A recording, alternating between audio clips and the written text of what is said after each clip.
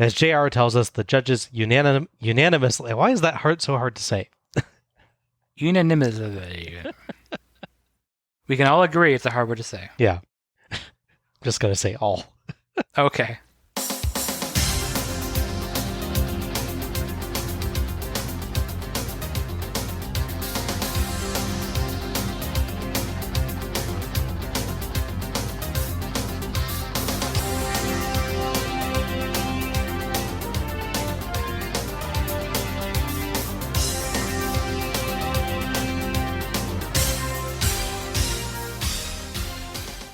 Hello everyone, and welcome to Let's Go to the Ring, where we take a look at the good old days, and not so good old days, of World Championship Wrestling series by series. I'm your host, Bob Moore, and I'm joined by the man who won the most Bunkhouse Stampede matches in the cursed month of January, after every other competitor suffered an accidental injury and had to withdraw, Alec Bridget. It's a proud achievement for me, and you can't prove it because there's no video evidence, so if I say I won more, you can't prove that either. Whatever number I say is correct. I can't disprove that, you're right. Exactly. How's it going tonight, Al? Good, how are you? I'm doing okay. The quarantine drags on, but we're all doing okay with it. Good. Nights like this help, I think. Absolutely. Tonight, we're starting our new series. Starrcade took us all the way from 1983 through 2000, right up close to the end of the company. For our second series, we've gone for something short and, at least hopefully, sweet.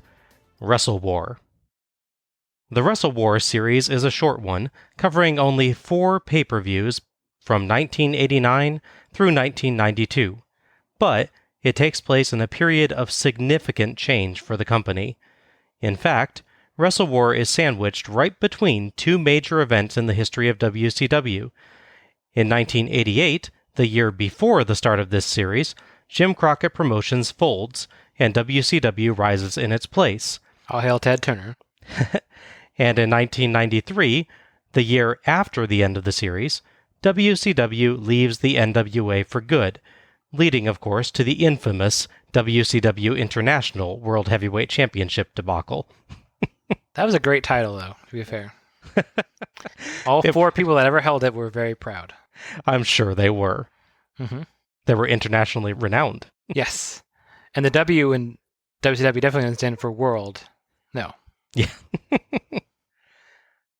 The WrestleWar series actually heralds the decline of that relationship, being held under the NWA name in the first 2 years, 1989 and 1990, and simply held under the WCW name in the latter 2 years, 1991 and 1992. There's another interesting even split on this series, too.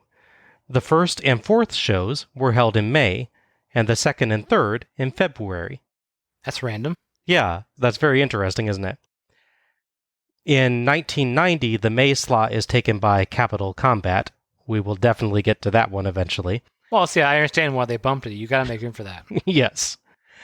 And Super Brawl 1 takes that slot in 1991, only to trade places with WrestleWar in 1992 to give Super Brawl 2 February and WrestleWar May. Yeah, that's weird, yeah. Yeah. I could see WrestleWar making sense for that Super Brawl show, because that's the one with the match between Flair and Fujinami, correct? Yes. Which is technically a war between, New Japan and WCW? That is true. That would have been an appropriate title. That's too logical for WCW. I realize that now. So this is clearly a time of transition, with the company trying to figure out its identity and how it wants things to work going forward. It'll be interesting to see if that comes through on the shows themselves. Tonight, we'll take our first look at the series with WrestleWar 89, Music City Showdown. WrestleWar 89 was held on May 7th, 1989, at the Nashville Municipal Auditorium in Nashville, Tennessee, in front of 5,200 fans, of which 4,000 paid. This is actually the 4th show that we've seen in this arena. Starrcade's 94, 95, and 96 were held in this same building, with 8,200, 8,200, and 9,030 attending respectively. Depending on the arrangement, it looks like the Nashville Municipal Auditorium can hold around 8,000 to 9,500 people. So while the Starcades do a fair job of filling it up, with this show we're only a bit over half full. Yeah, it definitely feels like it. On the pay-per-view front, it's a sunnier picture. WrestleWar 89 received 150,000 pay-per-view buys, more than Starcade 88 and tied with Starcade 89, although the debuting Halloween Havoc will be the star of WCW's 1989 with 215,000. So, a new company, a new show. How will WrestleWar establish itself as a series? Let's go to the ring. We open with a video set to country music. It just shows pictures of the various participants tonight, including Sting, the Iron Sheik, Ric Flair, Lex Luger, and the Oak Ridge Boys. The last, sadly, were just performing the national anthem and apparently held a mini-concert at some point during the evening, though that's not in the network version of the show. Based on WCW's track record, I assume they paid them $1 million for that. Host Jim Ross and Bob Caudle welcome us to the show and say that this is a night that they've been waiting for. We have 9 matches, and 5 of them are championship matches. Caudle says that the odds favor at least some of the championships changing hands tonight. JR throws to ring announcer Gary Capetta, who introduces the Oak Ridge Boys to do a pretty nice version of the national anthem. Yeah. Good bass voice on the one guy, and one had an amazing sparkly bolo tie. That like purple one he had. Oh, yeah. I don't know. I look for sparkly things on wrestling shows. It's my thing. Sting has conditioned you for that. Yeah, pretty much. Sting and Flair got me looking. Oh, yeah. JR says the Oak Ridge Boys will be in concert later in the evening, so apparently it really was a mid-show sometime. Yeah, I'm a little confused by that because there's points in the show where I swear they talk about this being in the afternoon. I just think of wrestling shows as being a nighttime thing. It would make sense if they were doing that because of the concert as well. Mm-hmm. From what I understand, it was like a 7 or 8 song concert. Yeah. So, while that is a mini concert, it's not tremendously mini. That's still probably talking a half hour to an hour. True. They do actually point out later in the show exactly where the concert would take place. So I'll try and remember to point that out when we get to it. Okay. JR also says that there's been a change in one match's stipulation. The U.S. tag title match is no longer hair versus hair, and the NWA board said that Eddie Gilbert and Kevin Sullivan have to settle their personal differences on their own time, not in a title match. Sorry, have they ever watched professional wrestling? Right? JR throws to a video package building up the night's matches, notable really only for the fact that they've oddly chosen to call Michael P.S. Hayes Mike P.S. Hayes. I've just never seen him called Mike. That was strange. All his friends call him Mike, so, you know. And then it's time for our first match, which, as the video package tells us, is the Great Muta versus the Junkyard Dog. Our referee for this match is Nick Patrick. So there's not direct storyline for these two interacting. The storyline is really just the setup of Great Muta. So they brought him in. He's been beating up jobbers on the TV shows building up to this. And there's a interesting bit on Paulie Dangerously's talk show where he's talking to Gary Hart, who's Great Muta's manager. And he talks about how Muta reminds him of someone a lot, and he doesn't actually say his name. So Hart sort of goes from that and says, well, of course he reminds of the Great Kabuki, because he is the son of the Great Kabuki. Okay. Going with that angle, are we? Yeah, he's not the son of Great Kabuki, just to be clear. Two people can be from Japan and also spit mist, I guess. Some sort of weird genetic trait, I suppose. But yes, as far as I can tell, there's no storyline between these two. There's just they're in a match together because it's a show. All right. We cut back to the ring, and Doug Gilbert is in the ring. Doug Gilbert is not the Junkyard Dog. Yeah. Al, any idea what was going on here? Were you able to find out anything about this? I really can't. It's weird. They just say he's not failed to make the show. I couldn't find anything about it. It doesn't seem to affect his standing. It's not like he no-shows the event and they fire him or, he's punished in some way. I like to think that maybe this is an afternoon show and he was all ready to show up at like 6 o'clock to be ready for the curtains. Gets there and it's half over. And he's like 3 hours away. That would be a good carry forward from last year where they printed the wrong start time on the tickets. Exactly. Oh, It wouldn't yeah. surprise me if they would accidentally pull that. Yep. So our first match is The Great Muta with Gary Hart versus Doug Gilbert. The referee for this match is Nick Patrick. Doug is already in the ring as we join the match, which is rarely a good sign for your chances. Muta enters with a cool G and a mask, and acrobatically flips into the ring. Hart removes the mask to show Muta's red face paint. We are in the Nick Patrick mustache era, thankfully. We're told that Muta is undefeated thus far, and if you recall Starrcade 89 at all, there may be ever so slight spoilers for this match. A little bit. Also, if you recall that Muta is facing Doug Gilbert, there may be ever so slight spoilers for this match. If you're from a very specific part of a very specific state, he's a big star to you. Yeah. I'm not from there, though. Yeah, me neither. No. Doug attacks Muta during his ceremonial pose, so Muta knocks him flat with a kick, and I seriously thought that was going to be it right there. Would have been great, actually. I would have. Muta sprays green mist and spin kicks Doug, then beats him up outside and inside the ring. Doug manages a dodge and a really awkward splash or clothesline, I couldn't actually tell which, before a better second clothesline, but Muta rolls out, gets back in, and rakes his eyes to take back over with his high-velocity elbow drop and handspring elbow. Doug manages a shoulder block and facebuster, but Muta rakes his eyes again. Moonsault, but Doug dodges, but Muta lands on his feet and drop kicks him out of the ring, then dives out for a body press. Back in, and Muta quickly gets the moonsault for the 3 count and the win. Eddie Gilbert gets in the ring and faces off with Muta for a moment, then goes and checks on Doug while Muta celebrates. Thoughts on this one? It's a so-so replacement for me. Granted, I'm not a big JYD fan, and to be fair, in the course of the series, I've had, one match with him, right? Just the one? Yeah, I think we almost got a second one, didn't we? Because he was in the Bunkhouse Stampede that we didn't get to see. Correct. When they announced, but they don't see, yeah. Yeah. The last time we saw him was somewhat an enviable position because he's replacing Nikita Koloff in this whole storyline where they've broken from Russia and he's like defending himself and he's defending his uncle, except he's just then gone and JYD is also just, I guess, buddies with Ivan Koloff for some reason. I'm not entirely clear on how that's supposed to make sense. They're friendly. Yeah, sure. They both have beards. Yeah, that's true. Definitely not the best introduction for him. I'm sure he has good matches places. I'm not going to discount him as a performer because I really don't know enough of his stuff. But so I'm kind of torn on really how great the match would have been if he had been there, but kind of moot point, I suppose. Mm-hmm. Gilbert's fine. Doesn't really have anything special about him at this point. Yeah. He's just a guy, and he does a couple of moves that are okay. It's a little weird that he's the good guy, and he attacks the bad guy while his back is turned. Yeah. There's a few things strange about this match, and that's definitely one of them.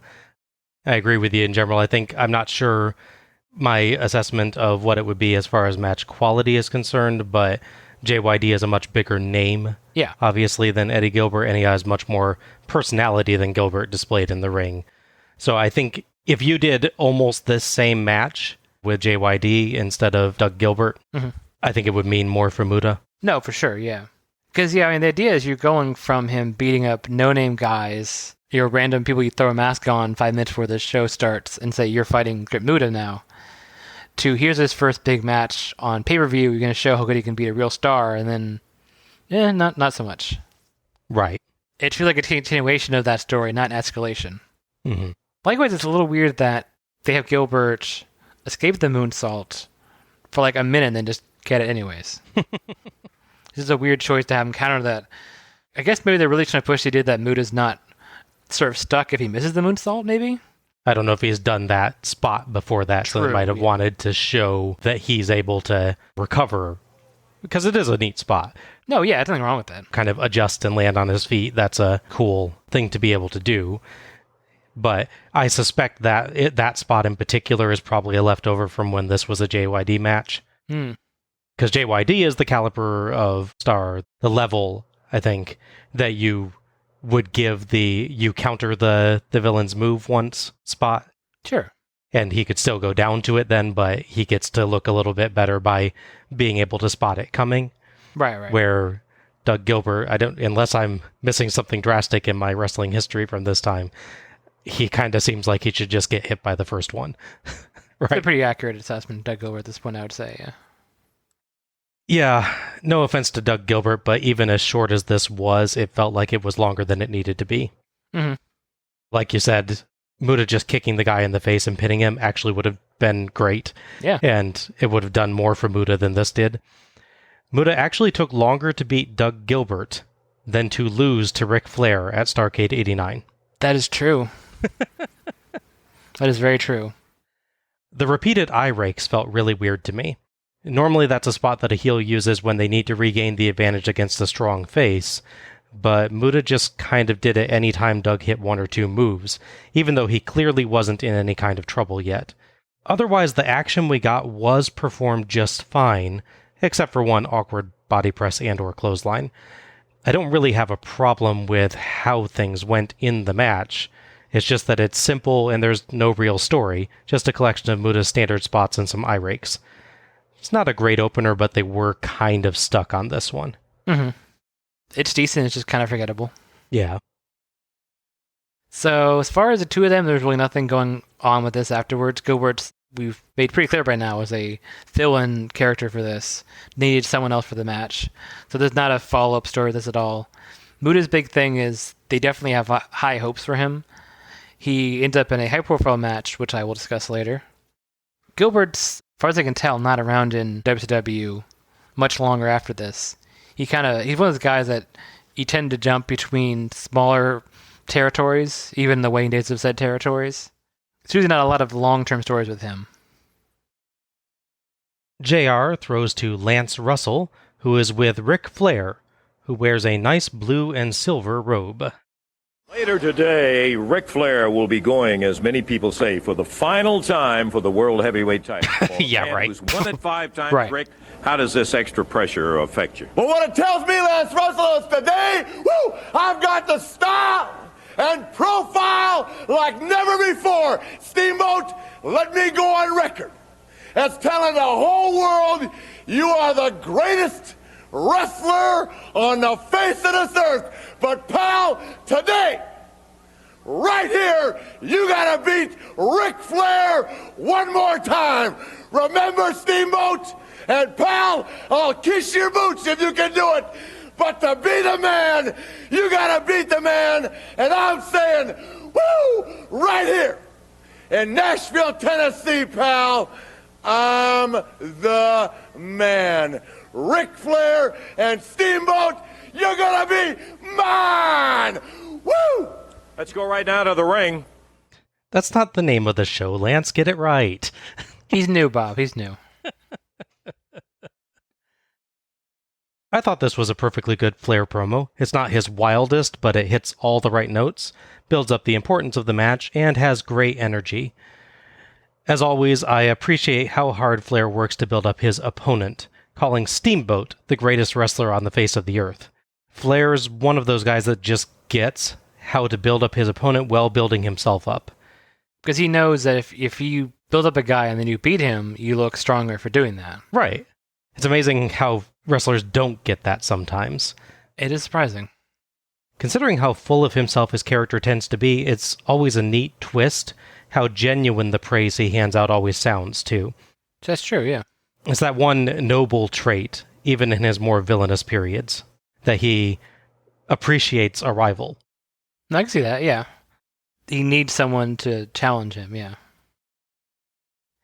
I think my only issue with this one is that it doesn't seem to build to angry, sort of yelling Flair. It just immediately begins at that. Yeah. I guess you can say he's excited. It's a really important match against someone that he's had a rivalry with, so maybe he doesn't need any build. Yeah, I can see that. It's less impactful when it goes right to it like that. Yeah. He goes 0 to 60 in about a negative tenth of a second, right? So Pretty much, yeah. Our second match is Hacksaw Butch Reed versus Ranger Ross. The referee for this match is Byron Scott. Second match in a row, there's really not a direct story here between these two people, as far as I can be able to tell. Ross's background kind of interesting. He is a legit Army guy.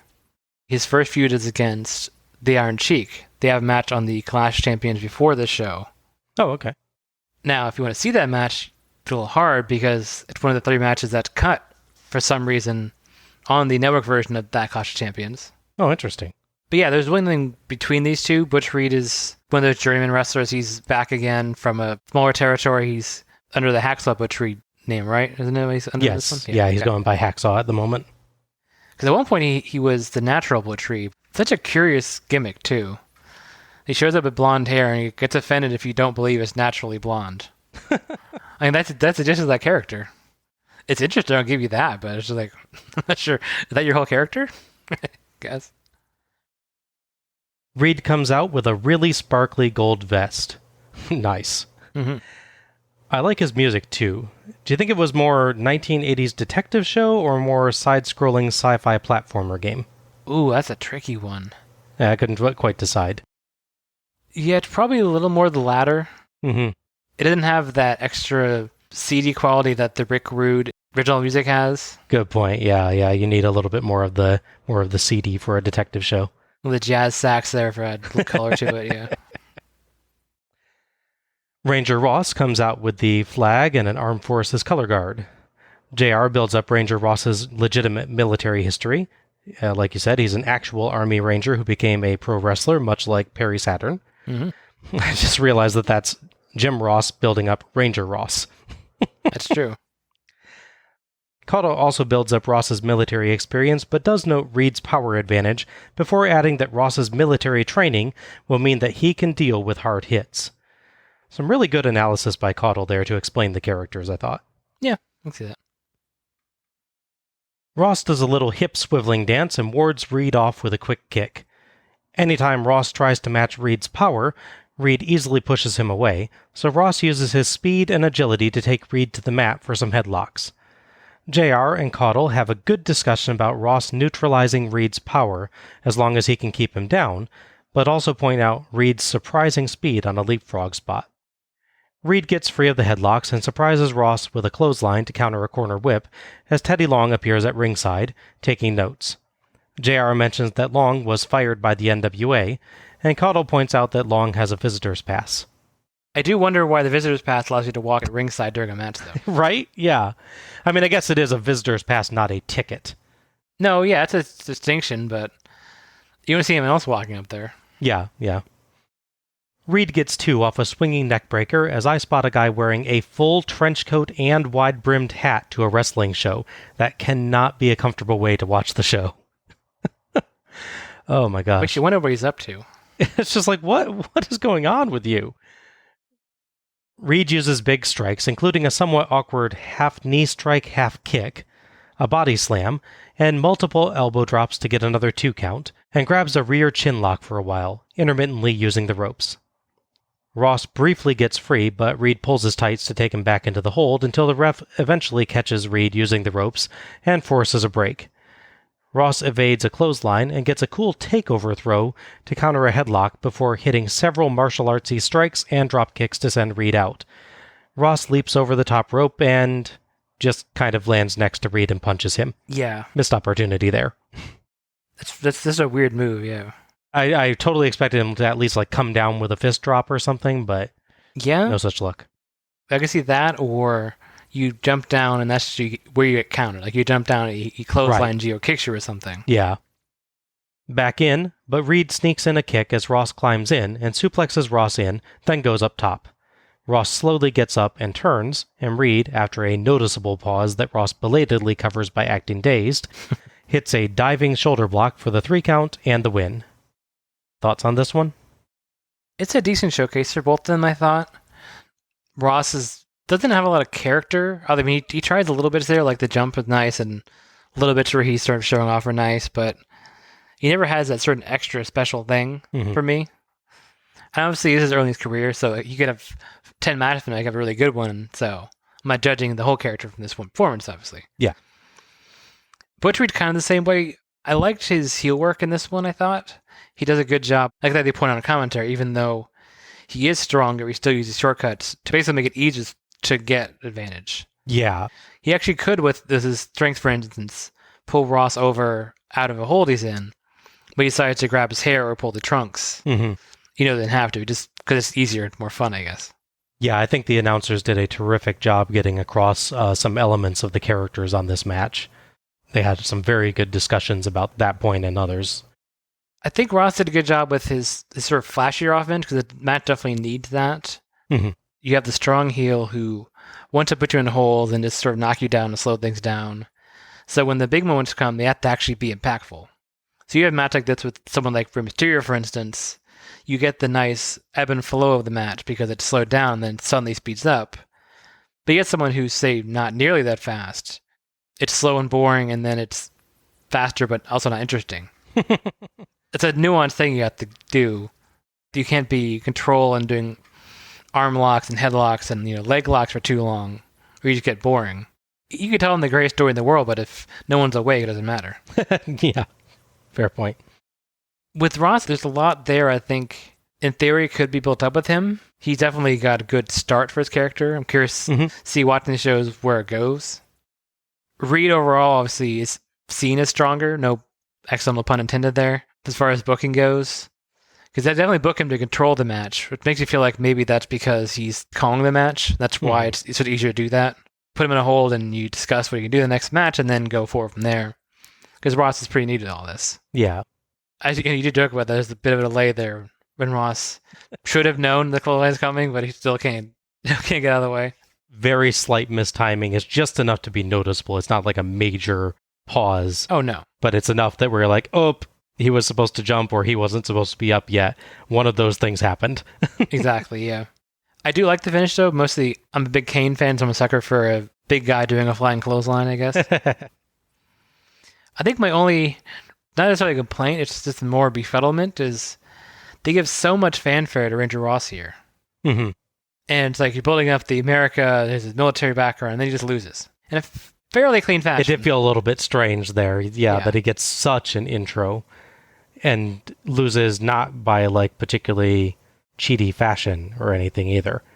No, yeah, he's not holding the rope for a pin or anything. It's just he gets advantages throughout the match by cheating, but it's never.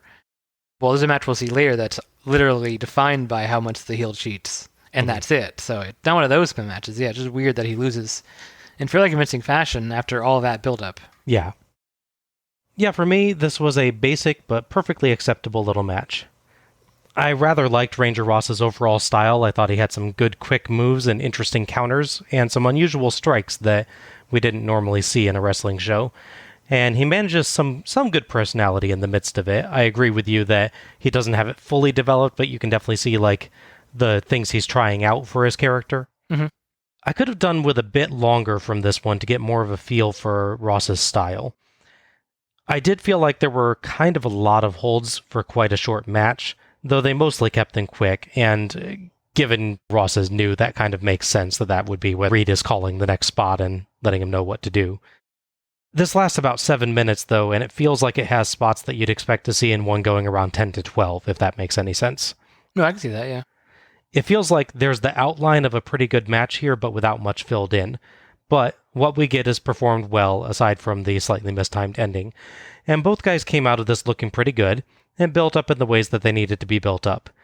That said, this feels like a TV match, not a pay-per-view match.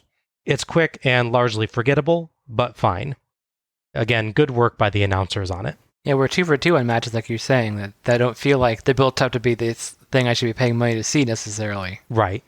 And the first one, you can excuse them a little bit because that was supposed to be a different match. Sure. But this one was clearly the plan, so they really probably should have done something a little bigger with it in order to make it kind of pay-per-view worthy.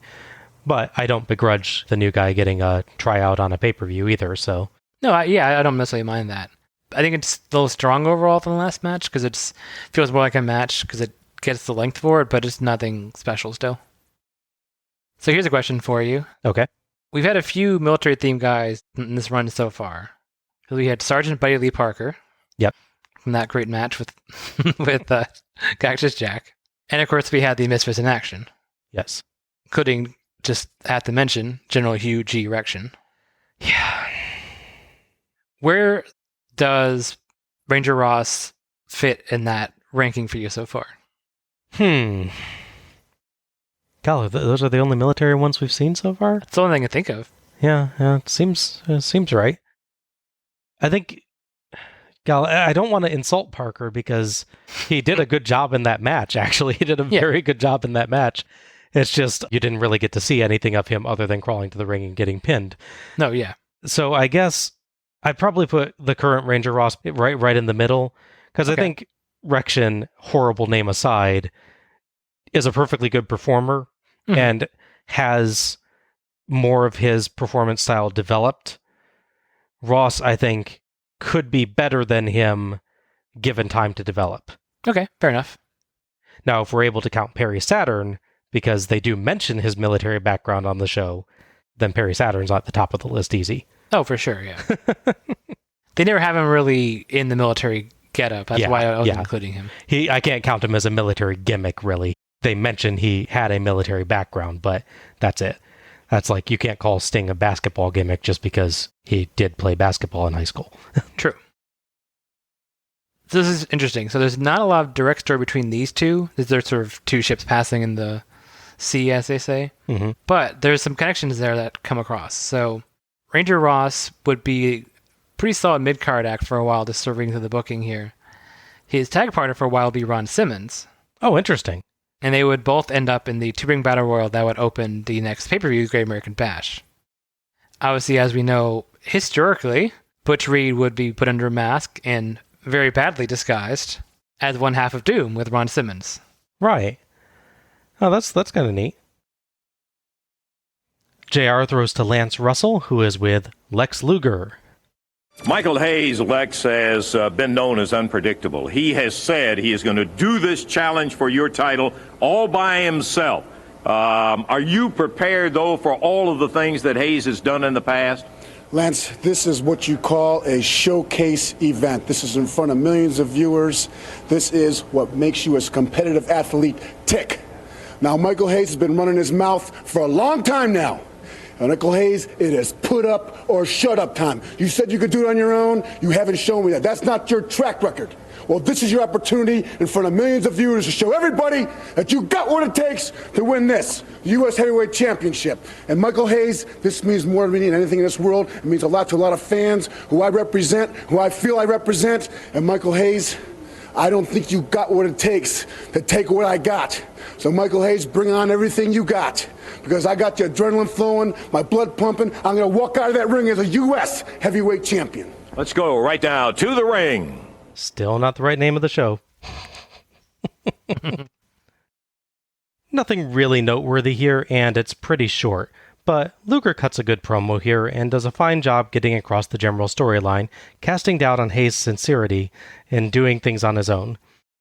Luger comes off as a fighting champion facing an untrustworthy opponent, but determined to just power through. So this did what it needed to do, and I did really like the line, "I don't think you've got what it takes to take what I've got."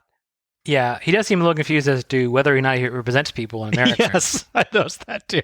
That's his biggest. He's like, that I represent, and then he's like, oh, maybe that's going too far. Yeah, Luger's never been a bad promo. He's just sometimes an awkward promo. Yeah. It's never natural, I would say. Yeah, he will do a decent performance on it most of the time, but it sounds like a performance. Yeah. Where other people will make it sound more legitimate. He sounds more scripted.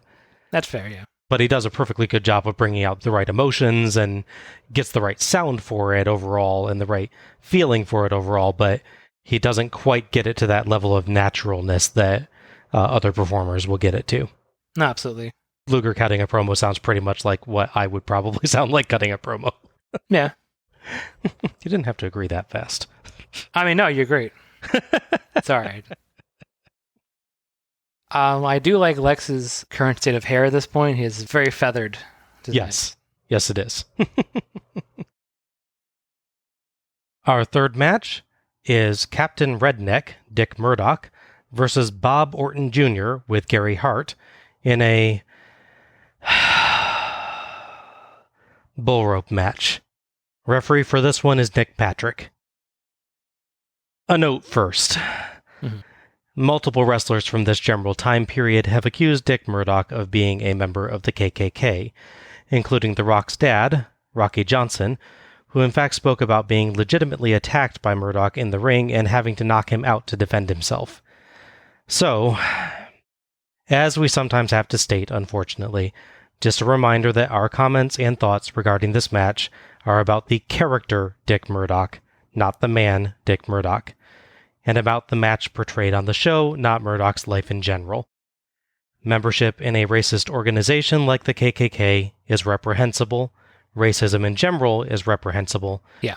And our current times show the price our society as a whole, and African Americans in particular, have paid and continue to pay because of racism. Black Lives Matter. There you go. Back to the show. Bob Orton Jr. at this point, or I'm supposed to call him Bob Orton because they make a line about him not being Jr. anymore later. But Bob Orton Jr., he's, again, one of those guys I talk about, they go back and forth between companies. With him, it tended to be he'd go to the WWF for a while, then he'd go somewhere else, then come back there again. He was definitely to and fro with them for quite a bit. Mm-hmm. I found it amusing. I was reading research on him. Before he came back to WCW at this point, he went to New Japan, where he teamed up as a masked pirate, specifically a hockey masked pirate. Okay. For a tag team called the Gaspar Brothers. Called the what? Gaspar. Gaspar. Okay, like Gasparilla. Yeah, I guess so. Weird. Yeah. I really want to find footage of this because it's got to be hilarious just inherently, but just reading that was just, I can't let that tidbit go about that being mentioned. So he was like Captain Jason Voorhees? I guess? Yeah. I need to find more on this. I read that and I had to write that down before I forget about it. That's strange. Oh, and that's rather appropriate. I don't think we mentioned, but Doug Gilbert actually plays like a ripoff of Freddy Krueger in the ring in New Japan or something. In New Japan and in other territories as well. Smoky Mountain Wrestling, he was Nightmare Freddy. Yes, yeah. Actually, funny, I read up on that. 1996, WWF was doing cross motion with the USWA. They had their mini invasion storyline going with them, among other terrible things. They had a match on USWA television, like a battle royale, determine who would get to be in the 1996 Royal Rumble match that year as part of that cross motion. Mm-hmm. It was actually won by Doug Gilbert in his Nightmare Freddy character. He would show up on the 1996 Royal Rumble as Doug Gilbert. Because Vince is now to be sued. Right, yeah. Vince being much smarter about copyright than other wrestling companies. Yes. I would bet that if he showed up for World War III instead on WCW, he would totally be the Nightmare Freddy character still. Oh, yeah, I would think so. Orton came back from that interesting stint to go right back in a feud with Dick Murdoch, who I can't find full confirmation of this, but it feels like they're trying to use him as a replacement Dusty Rhodes. Am I the one that sees that? Kind of, just from the general look they're having him go for. Mm-hmm. It's the timing is what makes me think that. Mm-hmm. Because right off that Starrcade, right, where Dusty is told not to bleed, and he does anyway, and they fire him. And then suddenly, Dick Murdoch's here, dressing like Dusty, acting like Dusty, doing bull matches, hitting people with his boot. Yep. That's not to say Dusty invented all those things, but the timing is way too coincidental for me. Yeah, I can see that, definitely. The fans were like, we want Dusty Rhodes. And they're like, well, here's Dusty Rhodes without the H. Is he the RC Cola version of Dusty Rhodes? Yeah, I think that makes sense. Basically, the story behind these two fighting is they both don't like each other, so they would constantly interfere in each other's matches. They have a match at the previous Clash where I believe Orton wins in sort of screwy, typical old school heel fashion. So Murdoch is coming for revenge, and of course it's his signature match, which, depending on which one you listen to commentary, is one Bob Orton Jr. is familiar with or never heard of before. Both wrestlers are already in the ring as we come back from the interview. A quick doffing of Orton's cowboy entrance gear, and the two are each hooked to the bull rope with cowbell. And just as I start getting unfortunate flashbacks to Starrcade 85, we're off. Murdoch uses the rope to pull Orton around and beat him up, including some rope-wrap punches, but Orton dodges attempts to hit him with the cowbell. Orton rolls out and tries to pull Murdoch into the ring post, but Murdoch rolls out and punches him. Orton tries to flee, but Murdoch pulls him back with the rope and pulls him into the ring post, then inside. More rope-related striking, but Orton kicks Murdoch and elbows him, and beats him up with the rope. After a punch to the face, JR notes that probably isn't going to hurt Murdoch's looks anyway. Ouch, JR! A few more punches earn Orton a 2 count, but Murdoch hits a couple low punches to give him time to retrieve the deadliest of all weapons, his boot. Yes. He smacks Orton with it a few times, then puts it on his hand and punches Orton with it in a weird spot. A rope-assisted boot shot gets 2 3/4, but Patrick takes the boot away. Orton lands some punches and a big elbow and goes up top, but Murdoch uses the rope to pull him down, ties him up, and hits a couple elbow drops for the 3 count and the win. Gary Hart stomps on Murdoch, and Orton uses the bull rope to stop Murdoch from fighting back, but Patrick undoes the rope and Murdoch beats up Hart. Orton ambushes Murdoch from behind, and Hart holds Patrick back while Orton straps the rope around Murdoch's throat and uses it to hang Murdoch over the top rope. Ref Byron Scott tries to help, but Orton kicks him, but eventually Scott and Patrick get Hart to get Orton to let Murdoch go. Thoughts on this one? It's okay. It's one of the matchup where nothing actually bad happens. There's not really any botches. There's not like awkward timing. Because at this point, these guys have fought so many times, they could probably do it in their sleep. Who knows, they might have. There's probably a story about that somewhere. My initial summary was decent but dated action. Mm-hmm. Because they do everything fine. It's a lot of punching, a lot of rope stuff, as you mentioned. There's not much actual technical wrestling there or nuance or really psychology here. It feels dated. It feels like if we were watching WrestleWar 79, this would make sense. Yeah. Watching WrestleWar 83, if that show existed, that would, again, still make sense. Mm-hmm. It just feels like this kind of thing is on the outs, at least the way it's presented. Obviously, bull rope matches and variations of this are being done into the 2000s and on, so it's not like it's a thing that fully went away, like, thankfully, the scaffold match, for the most part.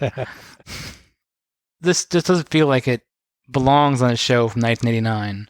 Well, it's a combination of Bob Orton Jr., who, to be fair, we last saw in the show in 1983. Yeah.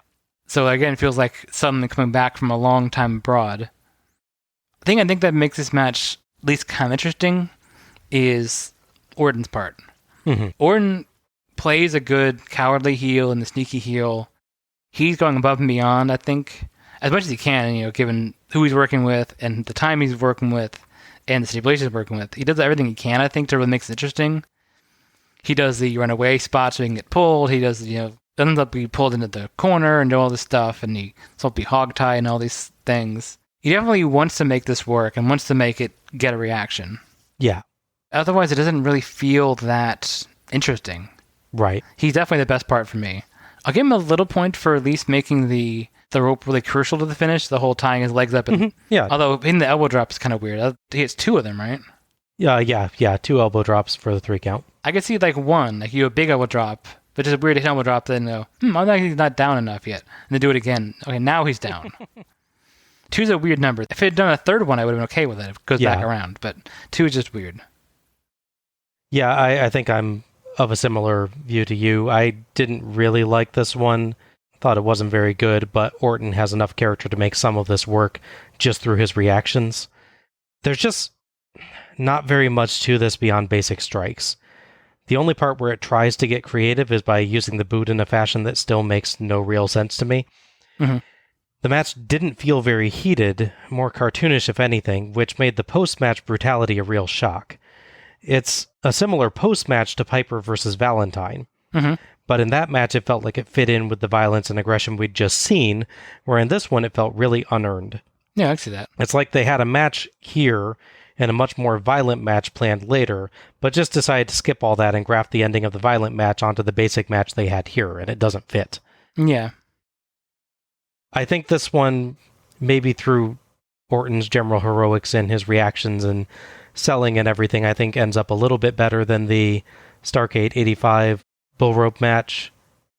Not the manager one, which I actually liked, but you didn't. But the lead up to that, what was it? Ron Bass versus Black Bart, I think. I have to remind myself, it's been a while. yeah, it's been a while. Anyway, that match was plain dull, like the entire time. But then, for me, at least turned things around a bit with J.J. Dillon getting in there. This one was at least had enough of Orton in it to do, like you said, the runaway spot and some other funny things and stuff to add some entertainment value that way. Yeah. But just still was not a good match. No. Like I said, it just feels out of place to me. Yeah, it's a relic of an earlier time, I think. Mm-hmm. And just again, 3 for 3 on this so far, but this is not a pay-per-view match. I feel a little less strongly about this one, I'd say, in that category, because it is a stipulation match, and it is to establish, at least in certain areas, stars. Mm-hmm. So it feels like a pay-per-view match, I think, in that regard, which I didn't find interesting. Yeah. But it doesn't feel like something that'd be on TV. It's slightly above that, but it's not, let's say it's good, but it feels like it belongs on pay-per-view, just not necessarily this one. Conceptually, it might be a pay-per-view match, but they don't bring something really extra. No, I'll agree with that. So I can't go too much into this just yet because it relates to a later match, but Orton would make a lot of appearances in the company. He'd be gone by the end of the year for sure.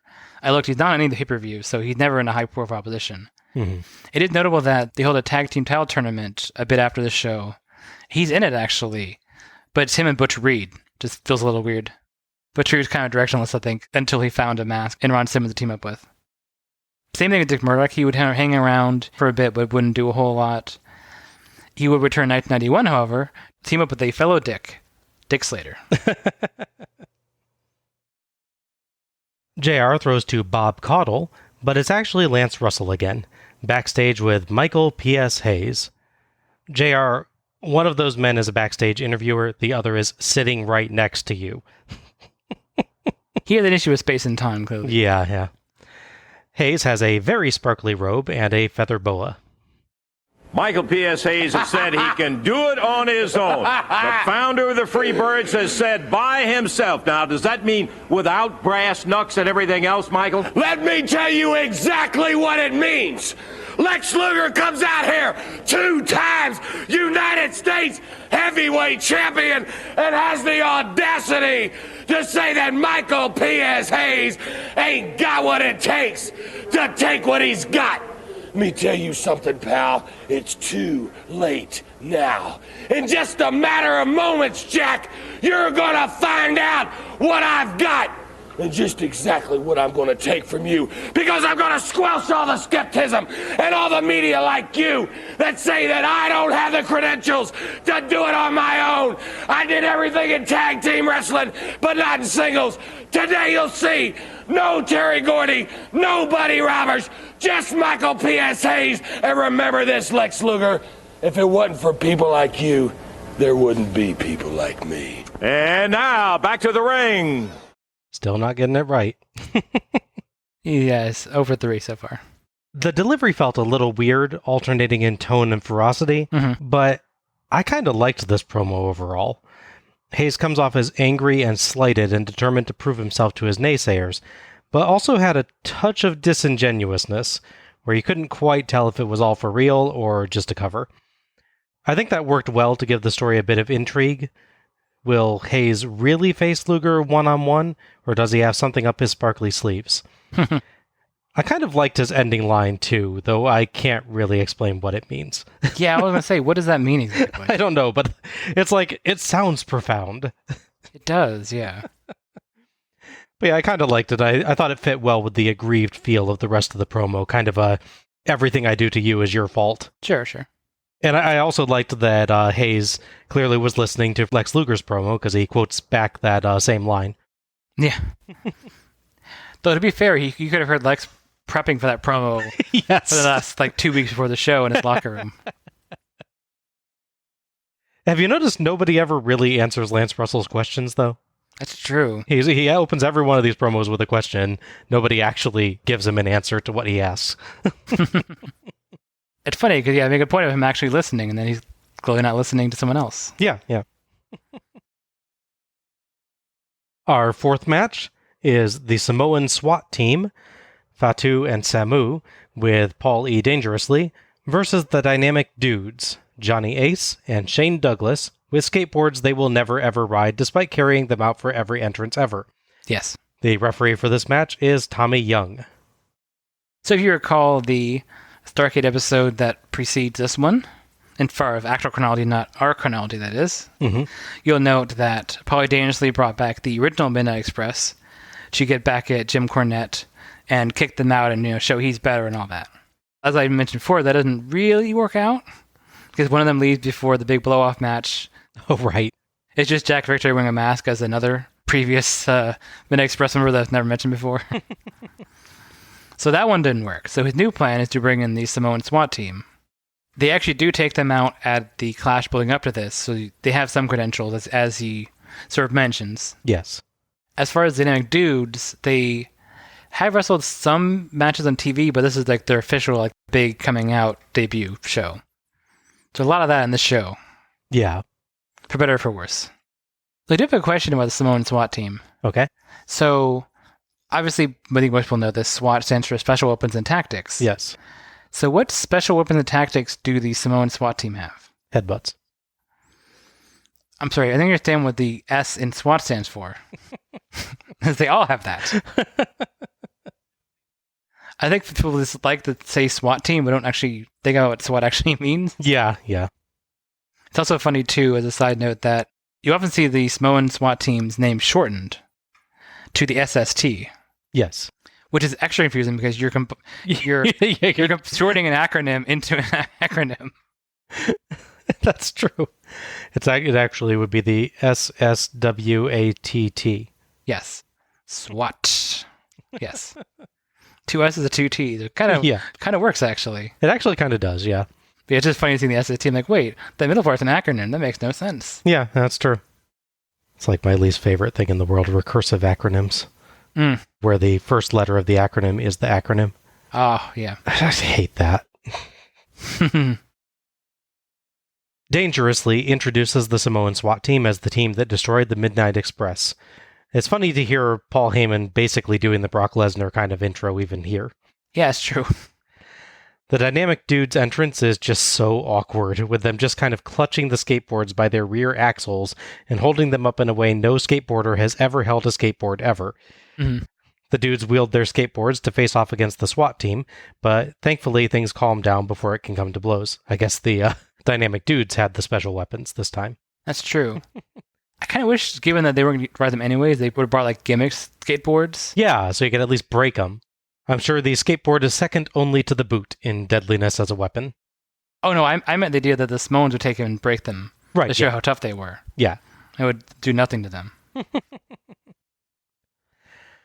The fact that Johnny Ace is Road Warrior Animal's brother just blows my mind. Yeah. I cannot see it at all. Well, people often forget, too, there is a third brother as well. Oh, yeah?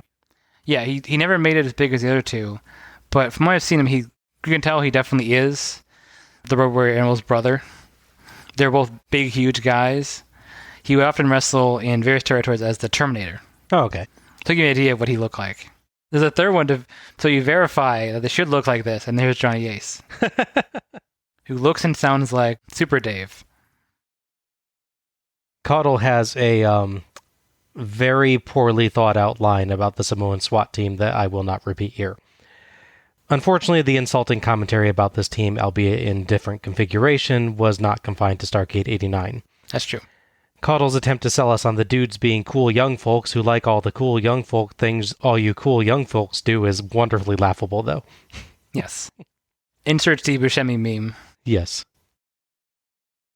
Ace starts against Fatu as the crowd hurls abuse at Dangerously. Fatu no-sells an early facebuster, but Ace bravely stomps on his bare foot and body slams him. Our hero. Then slams Samu, too, when he runs in.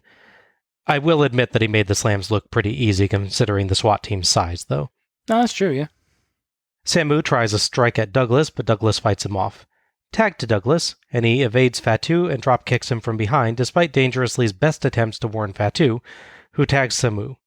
Samu starts off strong with hard blows, but Douglas gets a victory roll, oddly not holding on for a pin attempt, and he and Ace tag in and out, working Samu's arm, until Samu tags Fatu, and catapults Ace right into a Fatu sidekick in a nice spot. JR's commentary also gets rather questionable for a bit as the SWAT team double stomps Ace. Fatu and Samu tag in and out using hard strikes, neck holds, and choking, and hurling Ace to the mat anytime he tries to get some offense in. JR tells us the Oak Ridge Boys concert comes after this match. Oh, there you go. Fatu and Samu cut Ace off from his corner so he can't tag, and get 2 counts off a side slam, power slam, and a wishbone of all things. Yeah, it was weird. When Samu gets Ace in a Boston Crab, dangerously grabs a mic to tell Johnny he's as useless as a woman from Nashville. Okay? It's very specific, but also a very vague insult. Yeah. It's just like, I need something to make the crowd boo me. Johnny finally manages a flip and tags Douglas, who runs wild on Fatu and Samu with drop kicks until Samu gets tired of that and clotheslines the heck out of him. Fatu splashes Douglas off the top rope for 2 9/10, but Ace saves. Fatu tries to slam Douglas, but Ace dropkicks Douglas into Fatu for the 3 count and the win. The crowd goes actually wild for that one, as Caudle has another unfortunate line about the SWAT team. Thoughts on this one? It's okay. It's one of those ones where I think there's good energy to it that sort of compensates for a lot of things, like the commentary, among other things. They get by on it being fast and action happening, even if it's not the most exciting. There's always something happening, basically. Yeah. The dudes are obviously not very believable characters. It's pretty funny. There's a vignette building them up. I can't remember if it's before this or after. I saw it for the research where they show them like at a surf shop, looking at like neon shorts and bright shirts and surfboards and everything. Well, they put like surf guitar in the background, and it's so forced. It'd be great if they were there trying to buy skateboards. Well, it's a board and it's surface. I think my biggest disappointment is that we don't see Johnny Ace do the Ace Crusher. So I really wanted a comparison between that and the Diamond Cutter. True. Yeah. He is the inventor of that move. Yep. People often forget that. He's got one thing for him. I think that compensates for the most part of being part of the Dynamic Dudes. Yeah, no, yeah. Giving us a move that led to the Diamond Cutter, I think, is a pretty good contribution. Yeah. But I really wanted him to do it so I could see like how it matched up, but it just didn't get anything. Instead, they get the most vicious of all moves, the super roll-up and counter pin. Yeah. The booking is kind of weird here, too, because the Samoans take out a big team like the Midnight Express. I guess it's them going to come up because they're too confident that they can beat the dudes. I guess that's the story, but it feels too early, I think, in that story to have them lose. Yeah. You need to build them with threats. I can see the idea of like, okay, we just gave them the rub by having them beat the Midnight Express. Now we can use that to build up the Dynamic Dudes, but they maybe rush it a little bit. Yeah, that's my take on it. You could have taken a few more months to build the Samoan SWAT team up further, and then use them to build up somebody new. Exactly, yeah. This is one of the ones that's interesting because we talked about matches before that feel like they're in the wrong time period. This is one where it feels like they're trying to get ahead of things. Mm-hmm. This is them predicting what they think the 90s are going to be like. They just get it so wrong. Yeah. So it's them trying to be prescient and sort of getting ahead of it and go, let's be hip for the kids. And it's somehow worse when you try that. Yeah, true. But it's got Paulie dangerously yelling at people, so that's always good. Yeah. And his 15 to 20 pound cell phone. Yeah, commentary aside, this was all right. Sure. The Samoan SWAT team have some good, hard-hitting moves, and the dudes did a fair enough job getting the crowd into it with a fast-paced opening. The match keeps moving pretty well, like you said, and while it never really goes beyond being a basic tag formula match, it's at least a perfectly acceptable example of one. Mm-hmm. I liked how they handled the hot tag and the ending in general. Shane's flurry of offense only succeeds in making Samu angry enough to just knock his head into the 4th row. That was a great clothesline. But the dropkick spot is nicely timed, and was pretty surprising here. It's not the first time we've seen something like that, but they just slipped it in very well, and it all flowed pretty smoothly. It would have been slightly better if Douglas did an actual pin instead of just laying there, though. Yeah. It's just sort of an average tag match here, but there's nothing really wrong with it outside of the commentary bits that we've mentioned. So I enjoyed this one. Mm-hmm. It's one of those things where the Dynamic Dudes are so infamous for how just ridiculous the gimmick is. So you expect it to be like truly terrible anytime they appear. Mm-hmm. And it's like, oh, they're okay. Yeah, they are perfectly good wrestlers. Yeah. They just have a stupid gimmick. The advantage of neither of them being really known for their character work in this period anyway. I know Shane Douglas gets known for it later on. Mm-hmm. The advantage of that is that neither of them really tries to be the Dynamic Dudes characters during the match, really. They just fight. So you kind of like see the ridiculous characters when they come out, and then they leave that at the ring apron, go on and just have a perfectly acceptable match. Yeah. They don't like stop to do, the surfer signal or like Right. surf up or anything. They just dress really dumb. Now let's wrestle. This is ironically a match that is drastically improved by the lack of them trying to play their characters. The Samoans would end up as part of the big War Games match that we would have, although oddly not the main event of the next pay-per-view. Great American Bash has a War Games match that doesn't close the show. It's a little weird. Speaking of, on that same show, the Dynamic Dude would face a very tall and sort of scary challenge in the form of the Skyscrapers. Oh, God. So that'd be a pretty match, I'm sure. Not looking forward to that one. After the last Skyscrapers match we saw. All they did was mess everything up, Bob. Come on. It's like 6 or 7 botches in a minute. Yeah, literally every spot, yeah. JR throws back to Lance Russell, who is with the suit-clad Luthez, suit-clad Pat O'Connor, and tuxedo-clad Terry Funk. Fancy Terry Funk. Yeah. I think it was about 10 seconds after Pat O'Connor was introduced that I suddenly realized that the Pat O'Connor Memorial Tag Team Tournament is at Starrcade 1990. Uh-huh, So yeah. it's only about a year and a half from this show. Yeah. I will say it's at least nice to have a face to go with that. It is, and he doesn't look bad at this point. No. Their treatment of him was very nice on this show, I have to say. Like the former champions, I think they were very respectful, which is nice to see. Mhm. Luthez, O'Connor, and Funk will be the judges for the world title match between Flair and Steamboat. Now, I assume they'll have 2 more judges on standby just in case so that they can ignore. I was going to say, they've kept it to 3 because, that's the only number of votes they can read anyway. Apparently so. It is my pleasure, can I tell you, to be here with 3 great former champions, Lou Thez, Pat O'Connor, and Terry Funk. Want to ask you some quick questions, gentlemen. Lou, how, as one of the judges on the Flair Steamboat match, how are you going to judge? You going to look for offensive effort, or defense going to have anything to do with it, or That's what? very important, yes. If a man is offensive and then really goes ahead and leads the parade, of course, he would have to get some points. But we'll watch it very carefully. It'll be takedowns and basic wrestling knowledge and so forth. And we'll see what happens. In the track record that these fellas have had in long matches, we may have to make a decision at the end. So that's where we are, and it's going to be a little tough to do. But these 2 great athletes, with the most important match probably of the century, it's going to be a pleasure to do it. Good point, Lou. And Pat, I want to ask you, this is kind of a precedent-setting thing in modern professional wrestling. How do you see the role as judges at ringside in professional wrestling? Well, it's a very important role because we got to judge it as we see it.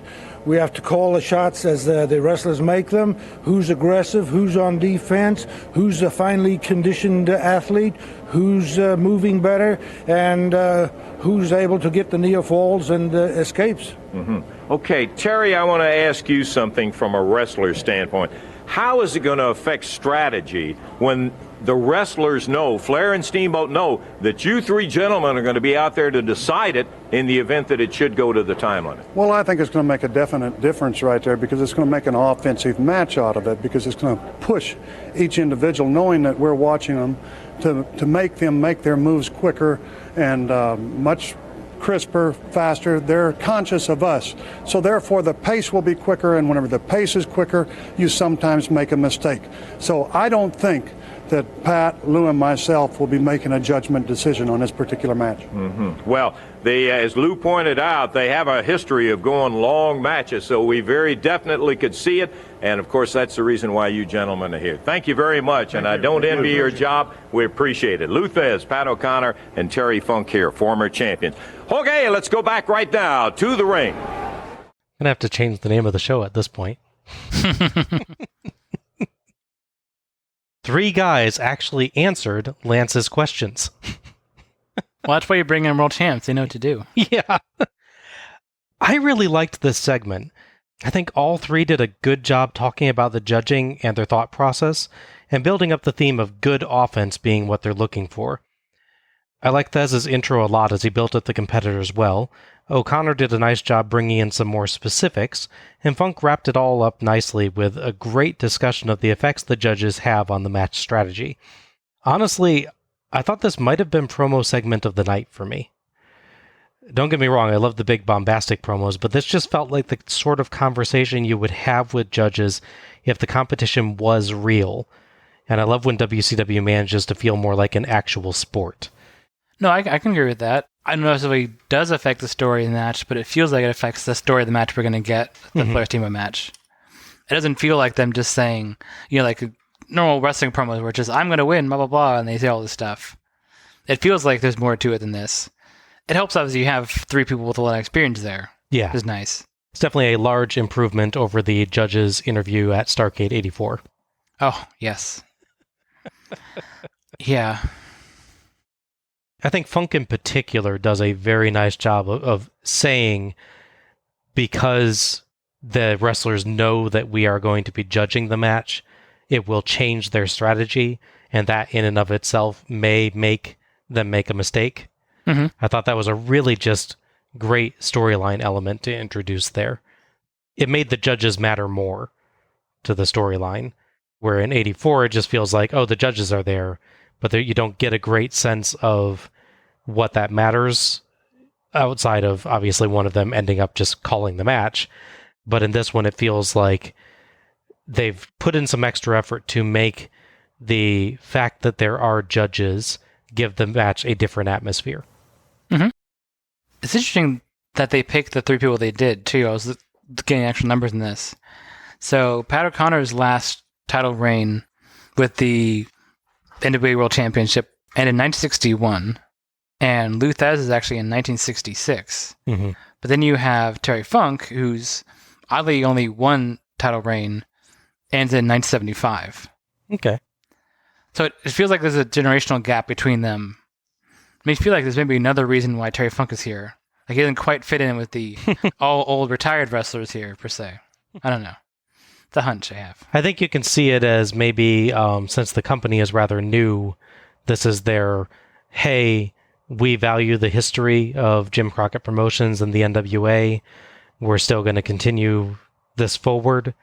And all you fans that might be nervous about where the WCW version of all this is going, still watch us. We're still honoring what you liked. Yeah, no, I get that. Yeah. I have no issue with the judges at all. I just meant having Terry Funk be the third judge feels a little out of place. Obviously, he warrants that position, but I don't know. I feel like if it was two more recent champions, and Terry Funk would make more sense. Yeah, I mean, the trouble is, if it's two more recent champions, it's like Ric Flair and Dusty Rhodes. Right. I guess you could bring back Ron Garvin. That's true. Where's Gene Kiniski at this point? He's hanging around somewhere, right? Yeah, I think so. Yeah. We go back to the ring, as sadly the Oak Ridge Boys concert is not available on the WWE Network version, and here I'd planned to make this a stealth pilot for a music review spin-off show. Let's go to the sing. Oh, that's nice. Our fifth match is Michael P.S. Hayes versus Lex Luger for Luger's NWA United States Heavyweight Championship. This is the first of our championship matches tonight. Our referee for this match is Nick Patrick. Okay, so as has been mentioned in a previous Starrcade, there was some issue with the Four Horsemen. There's a point in the mid-'80s that there's this huge group. They have a world champion, a TV champion, tag champions. They're solid force. And then things start to happen, unfortunately. The big blow is they lose J.J. Dillon, who actually leaves the company for a long period of time, to work backstage at WWF. And they had new members they were trying out, like Michael P.S. Hayes and Kendall Windham. But there's a weird thing where now that they don't have J.J. Dillon, they are the Yamasaki Corporation. Right here, Matsuda, who randomly, before just managing Lex Luger in a previous show, is now apparently some Japanese businessman who basically took the Four Horsemen and turned it into something else. So it's kind of a weird place for them, for sure.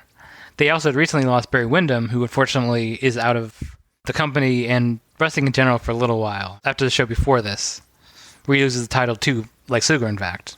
Okay. Can I ask you a question? Yes. So they're led by Hiro Matsuda. Yeah. Why are they not the Matsuda Corporation? Yeah, that's a good question. Right? Mm-hmm. Yeah, so at this point, Michael Hayes is technically part of the Four Horsemen, or the Yamazaki Corporation, excuse me. Which is weird that's not mentioned here. They really focus, I think at this point, they're really pushing away from even that.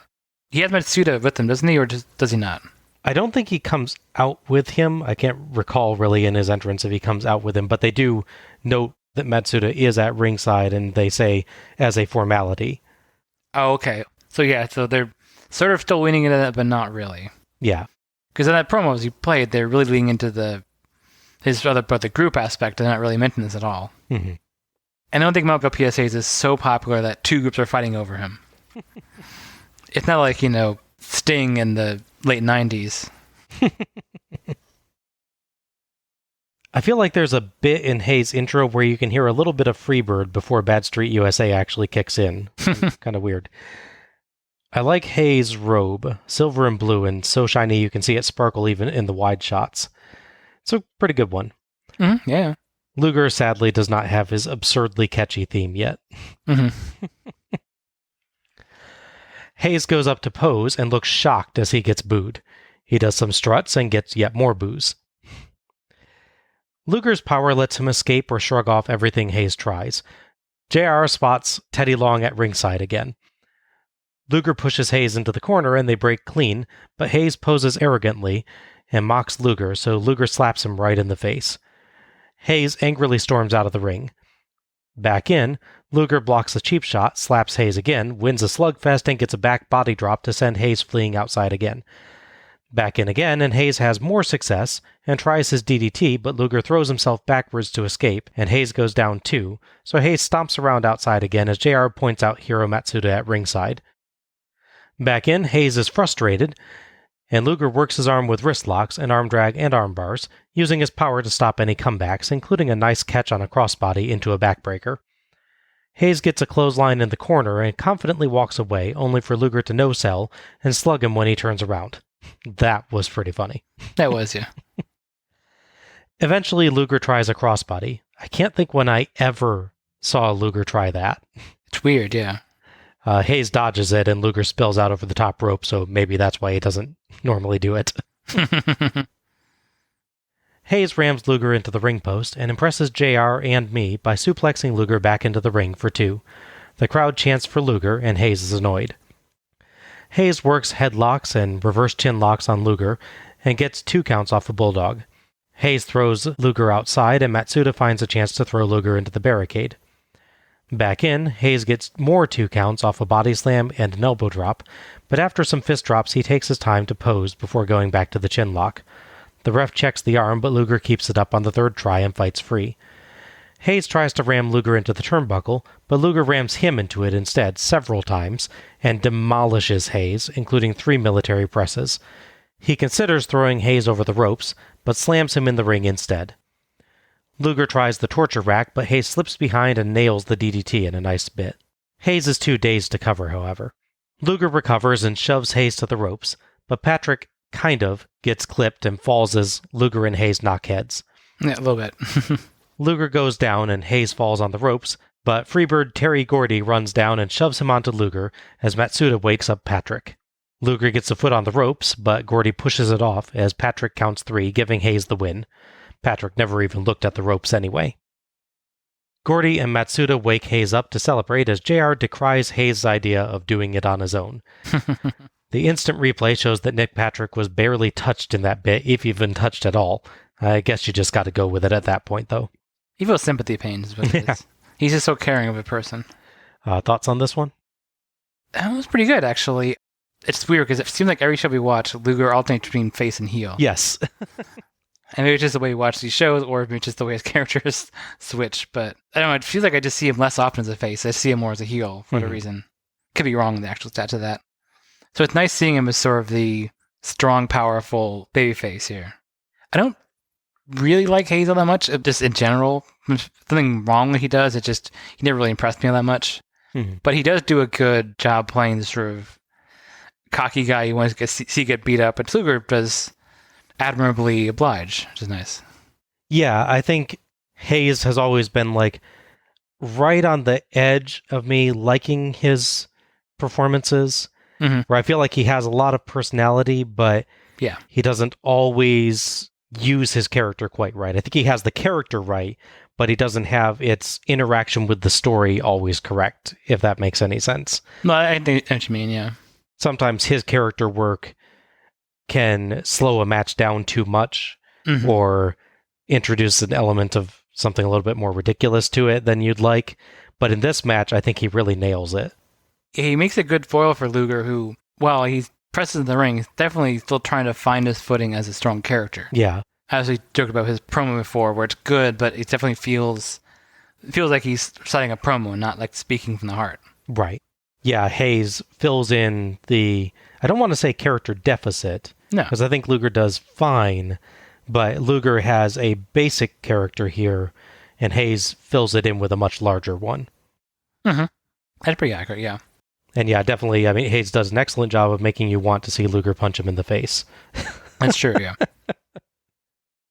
It's interesting the way they, as complicated as that finish got too, because it involves like all these people being knocked down and then one guy pushing another guy onto someone else to pin, and the third person waking up the referee, and then all this stuff. It's a lot of moving parts. Mm-hmm. Ultimately, other than Nick Patrick not really being hit and shouldn't really go down, I think it works pretty well. Yeah, yeah. I think it's just a thing with Nick Patrick and Lex Luger. He has an issue doing certain spots with Lex Luger, as we'll cover in a later show. Yeah, as for the match, I'm torn a bit. It had good energy and good character work from both, and I liked Hayes pinballing between prideful confidence and insulted frustration, and he interacted very well with the crowd, as did Luger, who did a great job bringing them into his comebacks. Luger looked very strong, and the two turned it up for the ending with fast sequences and a few nice swings of advantage. Like we said, the actual finish is flubbed a little bit in that I think Patrick is just a touch out of position and doesn't get hit how he's supposed to. Mm-hmm. But you can only really tell that on the replay, so maybe think about not playing the replay.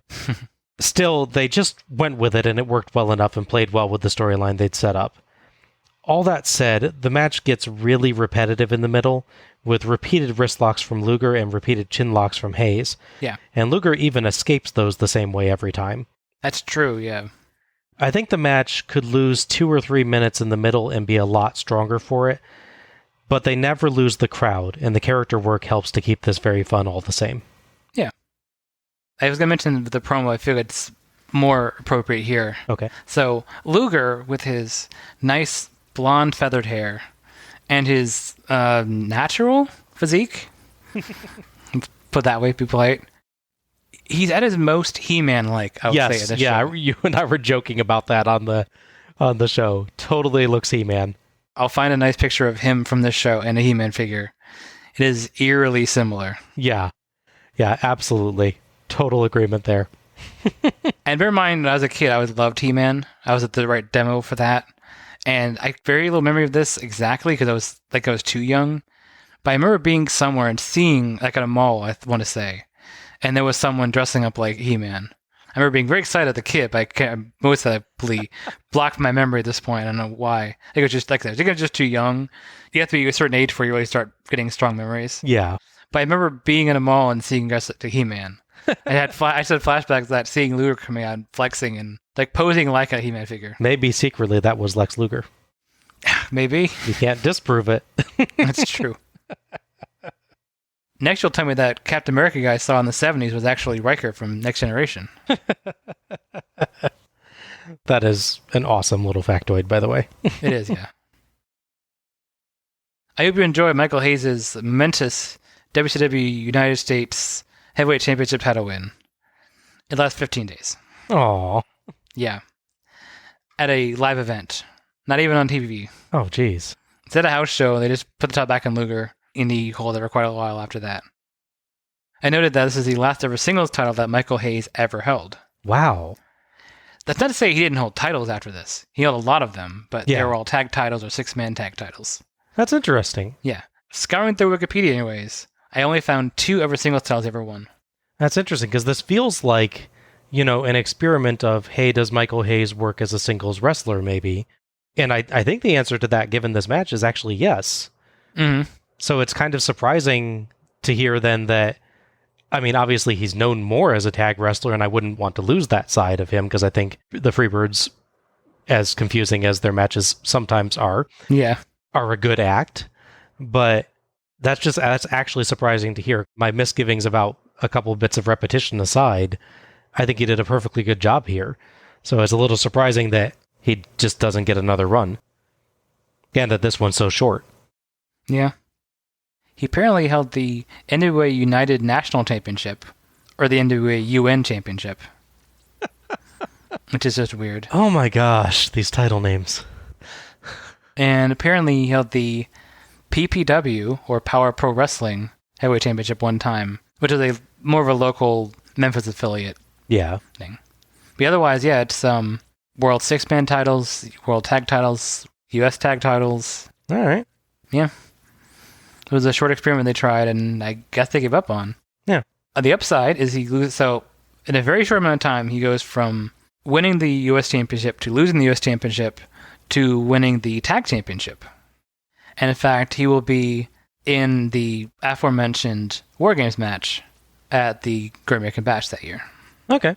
So he won't be defending the tag titles, but he will be going into the show as a tag champion. So that's notable. Yeah. I can see him actually working rather well in a War Games match. Mm-hmm. From the guy you want to see punched in the face perspective. No, yeah. He'd be the first guy in, and you get to beat up for 5 minutes, and then you get to see the things swing back and forth. Yeah, absolutely. Or maybe the second one that swings it in favor of the heels. And it can be all cocky, and then the third guy comes in and slugs him. There you go. Yeah. That'll work. JR throws to Lance Russell again, who is with Sting. Sting's got a cool white jacket with black patterns and shiny fringe. The face paint looked a little bit strange tonight. I don't know what it was. It's maybe kind of narrower along the eyes and nose than it usually is, I think. Mm-hmm. Yeah, there's something about it that's off for sure. It actually kind of looked to me more like Road Warriors type of face paint, really. Mm. I don't know how to describe the difference exactly. I mean, we're a couple of minutes away from it, and this man right here will be defending the World TV title. It won't be long. You'll be in the ring, Sting. I can't wait. You know the way I get every time I see the lights and the cameras and all kinds of people running around with paint on their face, acting weird, jumping through the stands, running in place, beating on their chest, doing all that kind of weird stuff that I do. Woo! I just can't wait to get in the ring. The Iron Sheik. You are going to love this just as much as I am. Woo! Later. Is he ready or is he ready? The Stinger heading to the ring. If we're going to keep up with it, let's go. I gotta say, I'm a little disappointed Lance Russell didn't say the Stinger going to the ringer. That would work. That would work. A missed opportunity. This one was short and a little bit oddly phrased at times. It seems like Sting doesn't quite have his style down yet, pausing and seeming a little unsure of himself during his bit about the fans. But all the same, he's definitely got the energy we're used to seeing from him. It's unpolished, but you can see what he's going to become. Yeah, I can see that for sure. He actually runs off right from the promo to start his entrance, and I loved Lance Russell's reaction to that. It helped build that sense of energy. Oh, yeah. I have to say, Lance Russell is really growing on me as this show goes on, actually. In the early interviews, he seems like just a guy to hold a microphone, but starting with the judge's interview, it feels like there's more interaction Yeah, sure. with him and people he's interviewing.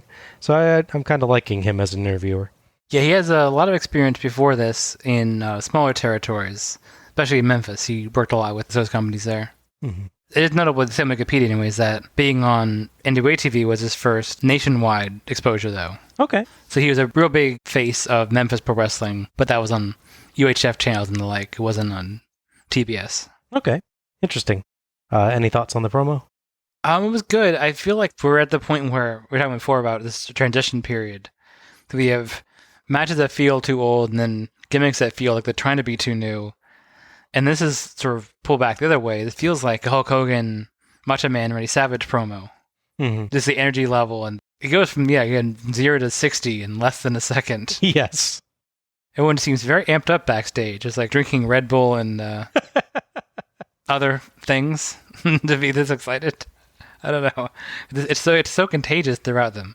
Yeah. With the exception of Luger, who was up all night studying his promo to get it right, so he couldn't party with the guys. I was going to say, the Sting promo feels like a contrast to the Luger one, where the Luger one is delivered fine, but feels a bit mechanical. Yeah. And the Sting one has a couple flubs or uncertainties in it here and there, but is delivered with super energy. For sure, yeah. The Sting one feels legitimate, even if it's not quite as polished. No, absolutely, yeah. I'm looking forward to someone being really calm and serene backstage in a promo, though I don't think I'll get it. Yeah, no, I don't like the look of that in the future. The odds are not in my favor. So, our sixth match is Sting versus the Iron Sheik with Rip Morgan for Sting's NWA World Television Championship. The referee for this match is Byron Scott. So, the Iron Sheik, which is kind of appear out of nowhere, showing up on TV, and he put an open challenge to all the champions. At the time, it was Luger and Steamboat. Yes. Because shortly after his appearance, Sting would actually win the TV title from Mike Rotunda at a TV taping. Curiously, that taping would air on April 1st. So he actually did win it. It's just also on April Fool's Day. As soon as that happens, Iron Sheik sort of shifts his focus immediately to Sting. I really feel like he should have gone after Luger. You know, the whole U.S. championship thing, but I understand why they have the match that they have. It's just funny that it's like, you have a U.S. champion, you have the I Hate America, I want to destroy them, and you don't want to take the U.S. title. Yeah. Feels a little weird. There is an amusing bit, it's about a week before this show. The Iron Sheik comes out, he's going to show off how strong he is. He's challenged Sting to a Persian club challenge. It's the thing where you have to swing those Persian clubs and like show how strong you are. Yeah. Which looks legitimately tough. Yes, I don't know how those things actually are, but it looks tough. Talk about things being before their times or ahead of their times. Sting sort of invents trolling in this segment.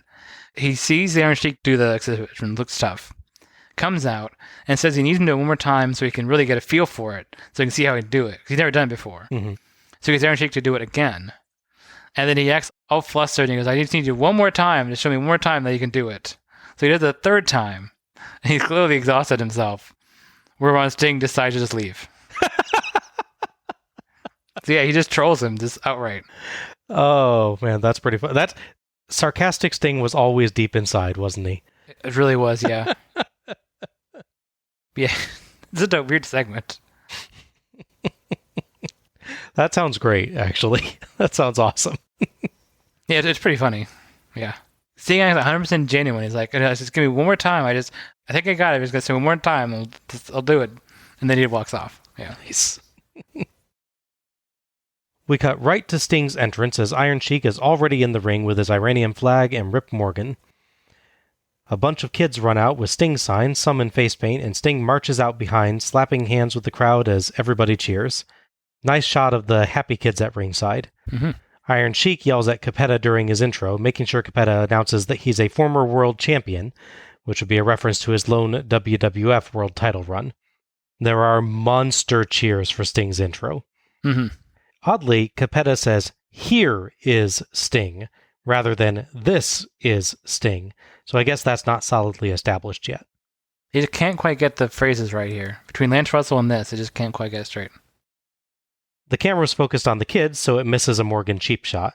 While Scott is getting Morgan out of the ring, Sheik attacks Sting with the Iranian flag. Sheik chokes Sting with his belt, but the ref notices, so Sheik resorts to clubbing blows instead, but Sting no-sells and fires back, gets Sheik's turban and chokes and clotheslines him with it, before covering Sheik's face with his own robe for a punch. I guess Scott's just giving them each a few, huh? Yeah, well, it's even there now, yeah. Sting gives a stinger call. Sheik gets a nice side salto suplex. Sheik clothesline and chokes, and Sting chokes him in reply, but JR miscalls it as Sheik retaliating. That was really weird. Like, how do you not tell them apart? Sting whips Sheik to the corner and suddenly hits the Stinger Splash, then slaps on the Scorpion Deathlock for the submission and the win. That was brisk. Mm-hmm. The crowd erupts for Sting's win, and he celebrates with the belt as a dejected Sheik paces around the ring. Thoughts on this one? It's a pretty basic squash match here. I was waiting for this match to mention it. As part of the thing we're talking about, it seemed like they were going for this idea that they were going to use stars of the past to put over the stars of the future. Yeah.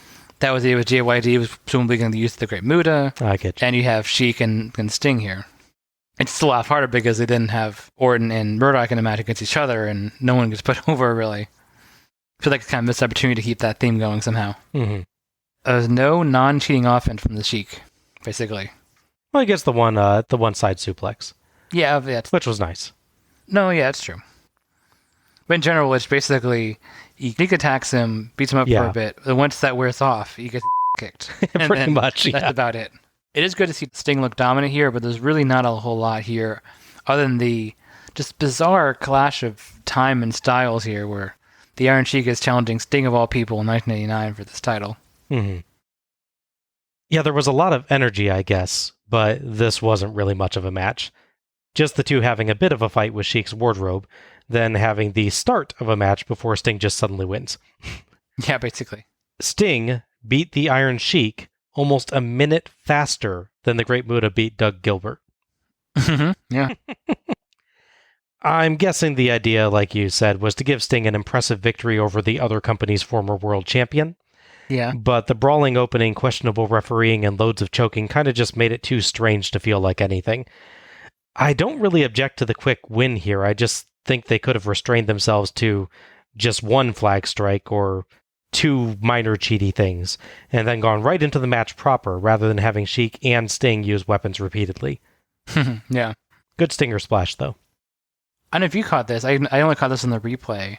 When they're doing the intro for the match, they say the match has a 45-minute time limit. Did not need it. No.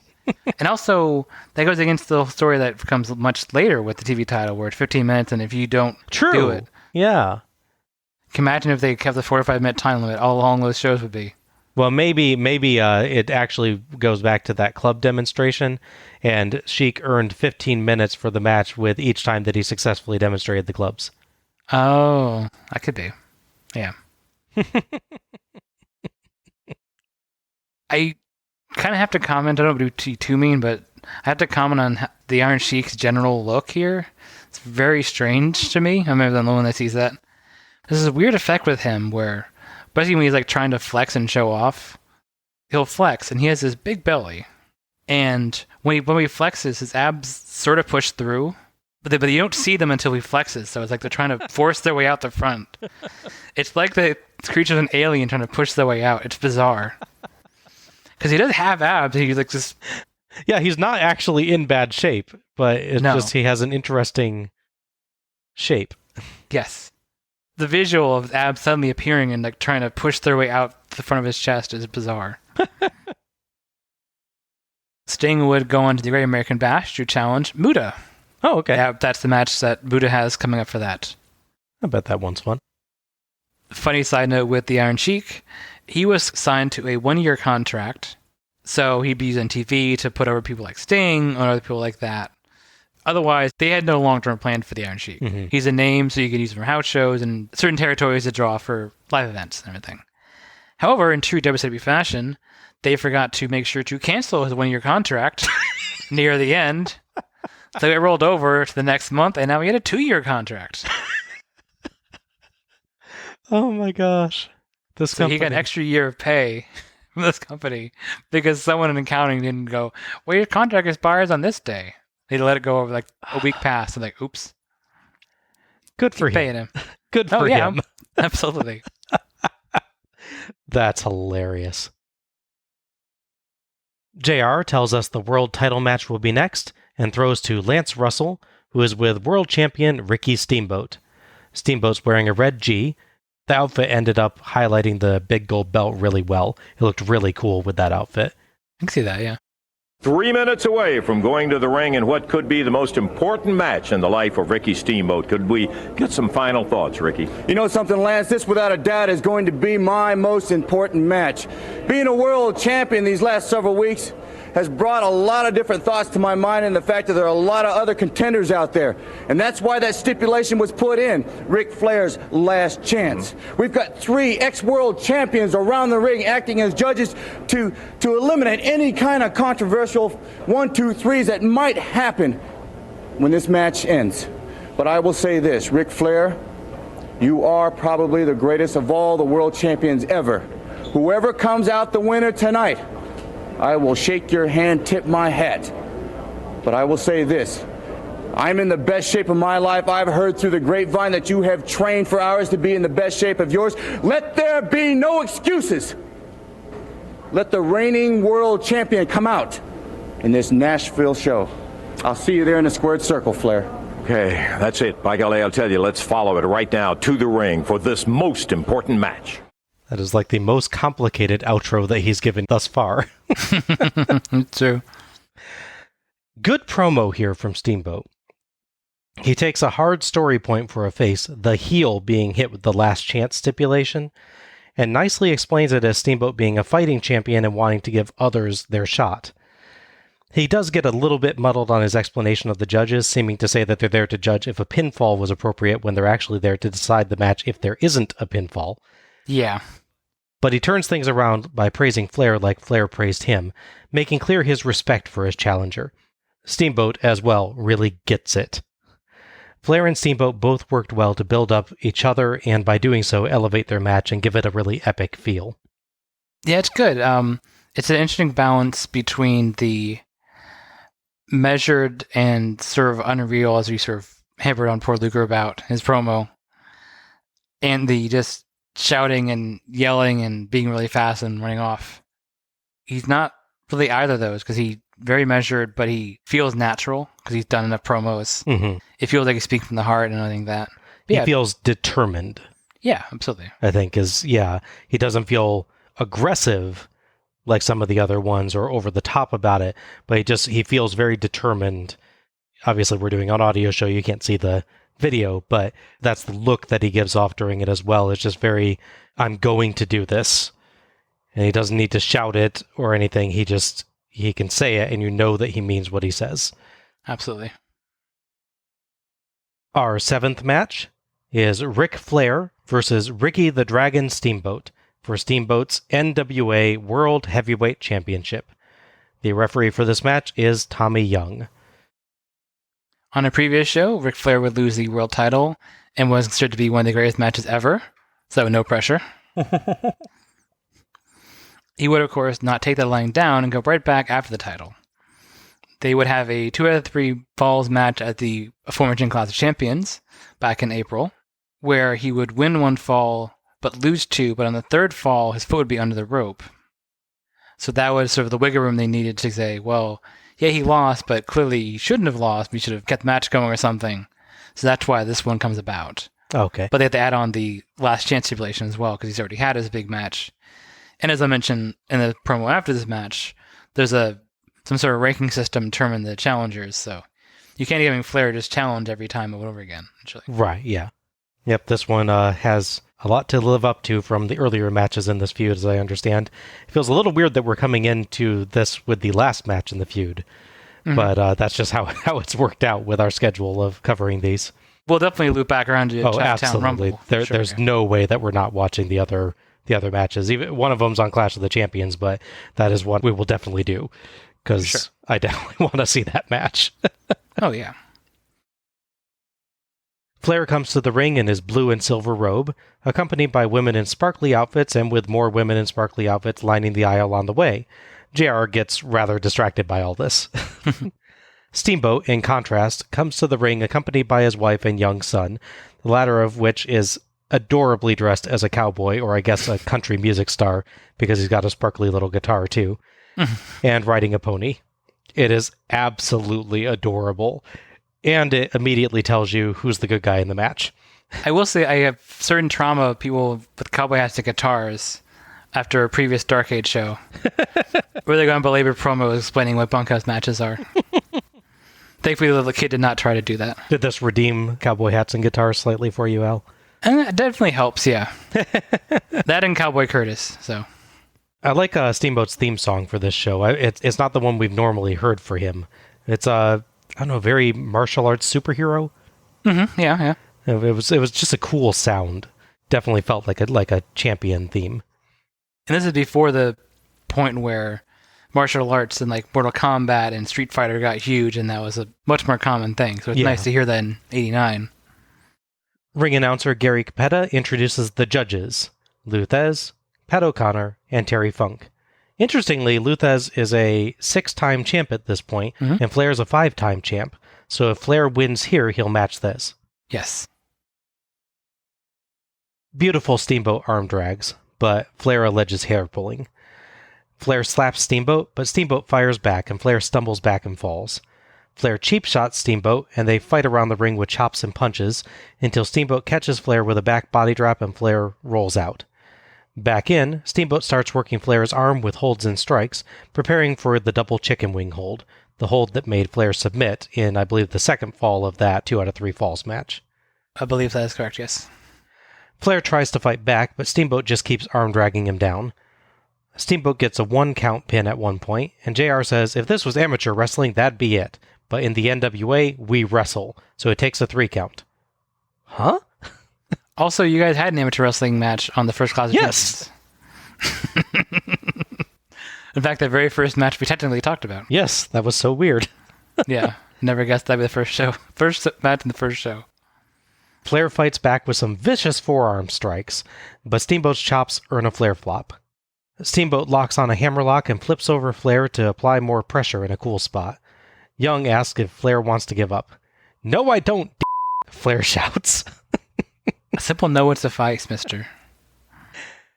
Flair scoops Steamboat up on his shoulders with ease and sets him on the top turnbuckle and fakes walking away, but suddenly lunges. But Steamboat leaps over him and drop kicks him out of the ring. Caudle says that Steamboat's ahead in his score. Back in, Steamboat keeps working the arm. Flair hits a cheap shot shoulder block that Steamboat Luger sells. As JR tells us, the judges all awarded the first 15 minutes to Steamboat. That does give me an idea. Yeah. Apparently, so they have a ref that's going between the judges and the commentators. Is that how it's supposed to work? I think Tommy Young is reffing the match. I think that Byron Scott guy goes back and forth. I feel like I could probably just take a really old notepad. I have a drawer full in my parents' house. Scribble a bunch of nonsense about Ric Flair and Ricky Steamboat on it, and just say I have Pat O'Connor's notepad from... Say Luthez. They actually have several shots of him taking studious notes. Good point. Okay, yeah. I'll have Luthez notepad and sell on eBay for lots of money. Yeah, there you go. Yeah. Thank you, Lord Byron Scott. Jeez, Val. I waited for that one, to be fair. Yeah, too. The two trade brutal strikes, including some nasty forearms by Flair, until Steamboat flings Flair into the corner and he's caught upside down by his legs. Steamboat slugs him. With Flair freed, Steamboat keeps up the offense, but Flair dodges a charge and shoves him out over the top rope. Young rules that it wasn't deliberate. It totally was. Yeah. It's a rule until it's not. Yeah. Flair flings Steamboat over the barricade, but Young takes away a chair before Flair can use it. Nasty elbow to Steamboat's throat. Flair gives Steamboat too long to recover, and Steamboat chases Flair around the ring, leaps inside after him with a big chop, and hits a facebuster. Another Flair flip, and Flair runs along the apron, but Steamboat double chops him down and back to working on the arm. Flair dodges a flying crossbody, and Steamboat spills back to the floor. Flair flips Steamboat back in, and continually knocks Steamboat down. Young nearly gets caught in the crossfire as they trade blows, but Flair gets a belly-to-back suplex for multiple 2 counts on Steamboat, as he can barely get his shoulder up on those. A great Flair underhook suplex and big elbow drop get more 2 counts, and Flair accuses Young of slow counting. Flair catches a Steamboat crossbody and dumps him on the top rope, but Young won't count, as Steamboat's foot is on the ropes, so Flair argues with Young, and leans his knee on Steamboat's face. Young tells him he can see what he's doing. At least it's good to know that Flair knows how to counter the crossbody after all his attempts of trying to do one. Flair suplexes Steamboat on the floor as we get the next set of scores. Funk and O'Connor have awarded it to Flair, and Thez has still stuck with Steamboat. Flair tries to suplex Steamboat back in the ring, but Steamboat flips over him and rolls him up for 2. The crowd gives a great reaction as they clearly thought that might be it. A Flair crossbody sends both to the floor hard, and JR clarifies that on a countout, we'll go to the judges. Back in, and a Flair top rope move goes as Flair top rope moves go. Well? No. Steamboat gets a second win, so Flair begs for mercy, then boots Steamboat in the gut. But Steamboat rolls him up on a back suplex attempt for 2.5. Superplex by Steamboat, and he goes for the double chicken wing, but Flair immediately gets the ropes. Steamboat hits a top rope high-angle flying chop and tries another, but Flair slumps on the ropes and Steamboat spills outside and injures his knee. Flair boots Steamboat in the leg and suplexes him back in, impressive stall on that one, and puts on the figure 4 leg lock. Flair really wrenches on the hold and earns a few 1 and 2 counts off of it. Steamboat eventually shifts position enough to reach the ropes as JR takes a jab at the WWF, saying Flair and Steamboat aren't just out here posing to rock and roll music. Flair works Steamboat's leg more, but eats an enziguri. But when Steamboat tries a slam, Flair rolls through into a pin for the 3 count and the win. Shocking ending there. Flair has gained the World Heavyweight title for the 6th time. Flair and Steamboat shake hands, showing respect, and Steamboat holds Flair's hand high. Steamboat waves to the crowd as he exits, and JR gets in the ring to talk to Flair as he holds the big gold belt. Now there's more coming up here, but let's discuss the match before we move to the aftermath. Kind of figured that, yeah. So, thoughts on this one? I mean, it's a classic match. There's really not much more you can say about that.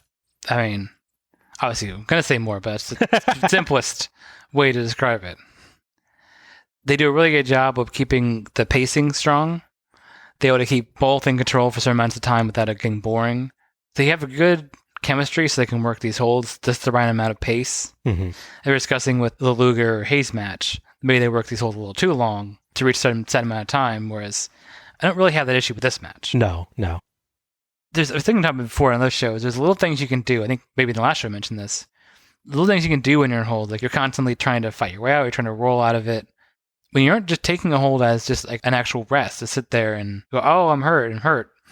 You can do longer holds and do these sort of things well. That's sort of the key to it. Mm-hmm. Obviously, good Flair Steamboat, so there's really not a botch anywhere, which is always nice to see. Mm-hmm.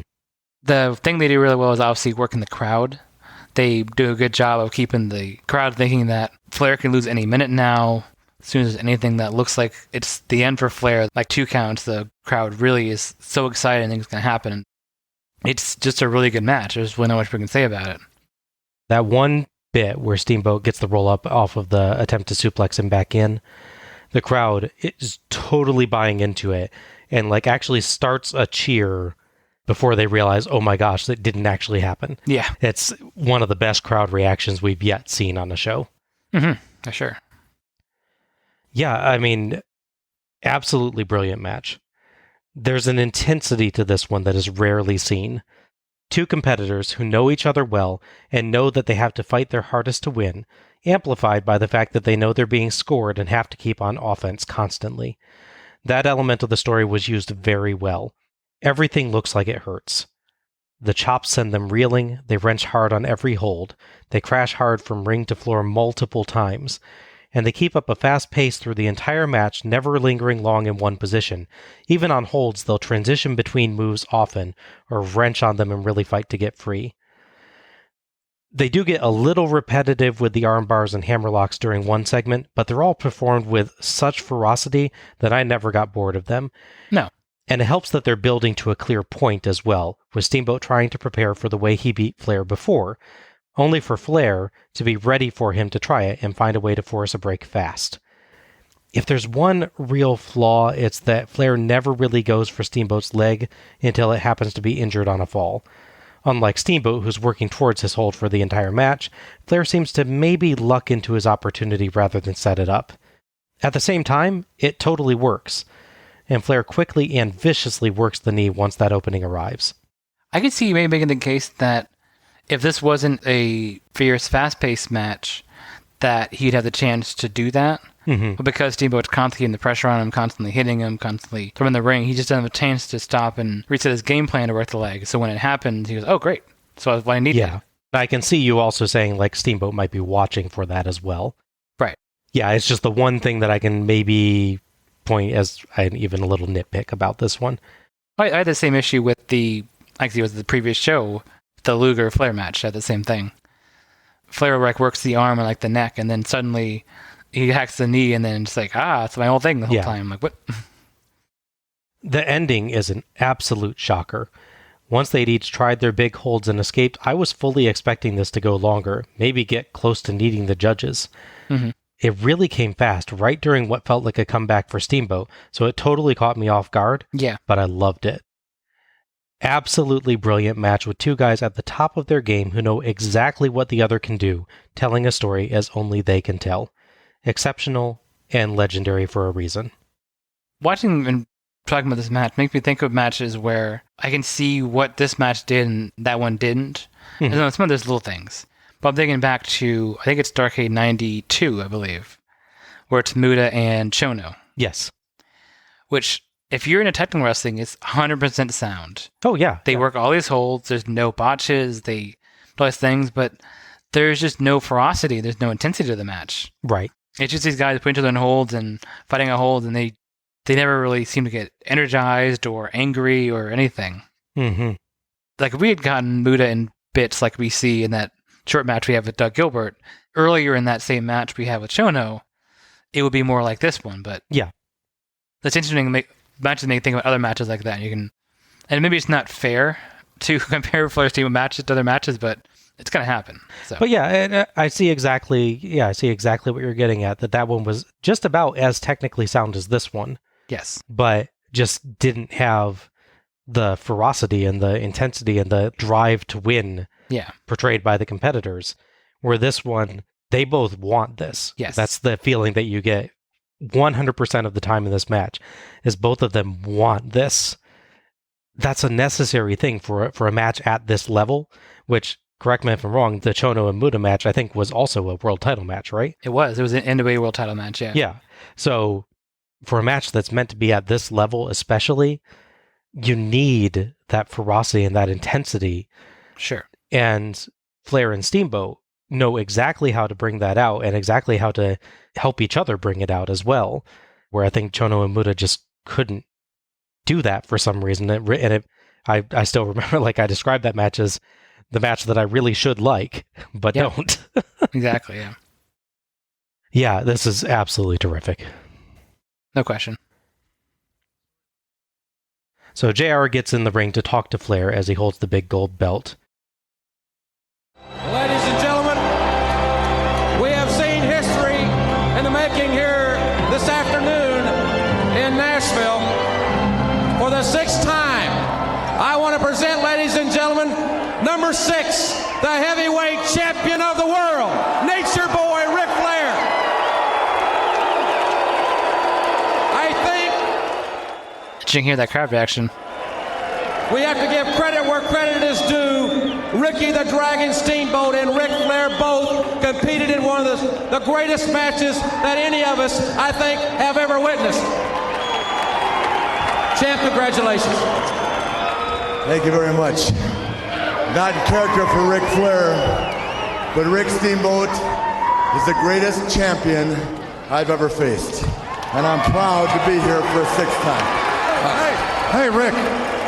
I want to be the first to congratulate you on being the new world's champion. Terry, thank you very much. We do appreciate the judges being here. Hey, Rick, I also want to say that if it would have gone 60 minutes, that I would have liked to have, I would have voted for Ric Flair, because I think that you're the greatest wrestler in the world today. Very nice. Thank you very much, Terry. Thank you very much. Thank you very much, Terry. You know, champ, it went past 35, 40 minutes. It was nip and tuck both. You know, I would also like to go ahead, and I'd also like to go ahead and be the first one to challenge Ric Flair to that new championship. Well, Terry, I'm honored that you'd like to get in the picture, but as the wrestling fans know, you've been active. You've been in Hollywood, Sylvester Stallone, while I've been being the world champion. And we got a top 10. We got a top 10 that the world champion is obligated to wrestle. And that's why we are number 1. Wait a minute, Rick. Wait a minute. Are you really saying that I'm not a contender? No, what I'm saying, Terry, is that you are a great wrestler, but right now you're rubbing shoulders with Sylvester Stallone and not the world champion. No. I was just asking, do you think that I'm not good enough? You're saying that I'm not good enough, aren't you, Rick? I'm not saying that at all, Terry. Yes, you are. If you want me to look you in the eye and tell you that I got a problem with wrestling a guy that's been out in Hollywood for 5 years, it's the bottom line, but I'm looking at the top 10, and you're not in the top 10. No, Rick, hold it. Let me conclude this by saying thank you. I'm honored, everybody. Win, lose, or draw, Ric Flair Rick, please let me just say one more thing. I was just kidding you about going ahead and wanting to challenge you. I didn't want to really challenge you. I was just kidding you. So, dadgummit, let's go ahead. That was beef. Yeah. Thanks, Scott. Hey! Funk offers a hand and Flair takes it, but Funk slugs him to the ground and viciously stomps him on the apron, beating him up in a fury by the barricades. Funk yells wildly at the crowd and drags Flair to the judges' table, slamming his face into it, then picks him up and hits a pile driver on it. That looked incredibly dangerous. Oh, yeah. And the table does not break as we're used to with modern wrestling tables. No, it did not. Flair slumps sideways off the table, and it pitches over, dumping Funk to the floor against the steps. Funk throws the table onto Flair and smashes him with a chair hard, and screams at the crowd, bellowing, "And I'm not good enough?" He attacks JR and grabs his mic, saying that Flair said he wasn't good enough, but look at him now, the horse-toothed, banana-nosed jerk. Funk storms away as Doug Dillinger walks alongside to protect everybody from him, and Byron Scott comes down to check on Flair. Holy crap. What an amazing segment that was, huh? Yeah. Funk clearly sucks up to Flair, but when Flair won't give him what he wants, he feels insulted and just goes into an absolute insane rage. We've seen a lot of sudden brawls in wrestling or unprovoked attacks by heels, that sort of thing. It's a pretty common spot. This one, though, felt different to me. More dangerous and unpredictable. That pile driver on the table was one of the scariest things I have ever seen, and 100% looks like the sort of move that you would do if you were trying to put someone out of competition for good. Yeah. There was a legitimate feel to this injury angle. It was easy to take it seriously, and boy do I want to see the feud it'll lead to now.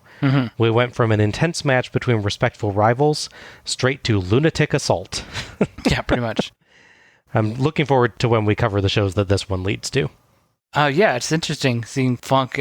He's so mild-mannered in the previous promo with backstage, just talking about how judges work. And then as soon as he can't get what he wants, he just, goes crazy. Yeah, it's this neat thing because you can tell that something's up as he keeps coming back during the interview, but it's still so unexpected how far he goes with it. Yeah. You kind of expect when he goes for the handshake, like, oh, okay, he's fake and he's going to attack him, maybe. Still, I was thinking, he'll punch him.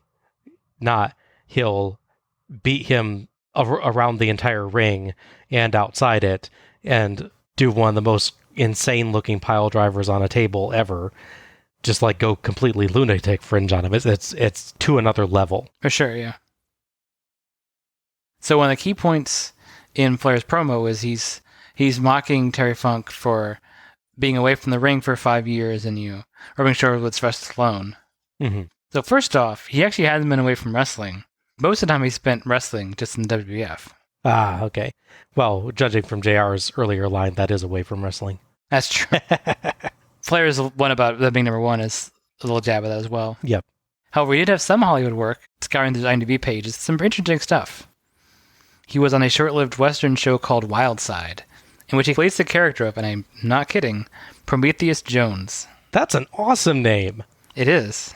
Holy crap, that's great. He would also be in a lovely little film called Time Stalkers, which has time travel. You can guess probably has time travel and Western. Okay. He plays the character of Bearded Cowboy, so I'm sure it's a rich, nuanced role. Aw. And he, of course, is in the classic Sylvester Stallone film, as I mentioned, Over the Top. Yep.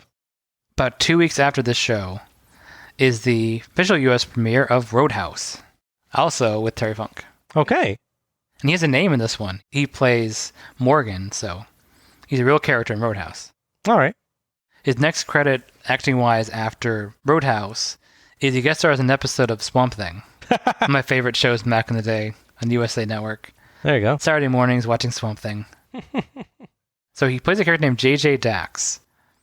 And the episode he's on, I swear, is called The Prometheus Parabola. Interesting coincidence. Very. He was also on Quantum Leap as well. Yes, I think I remember seeing that one. Yeah, he plays a pro wrestler. Yeah. Yeah, because Sam leaps into a pro wrestler in that one.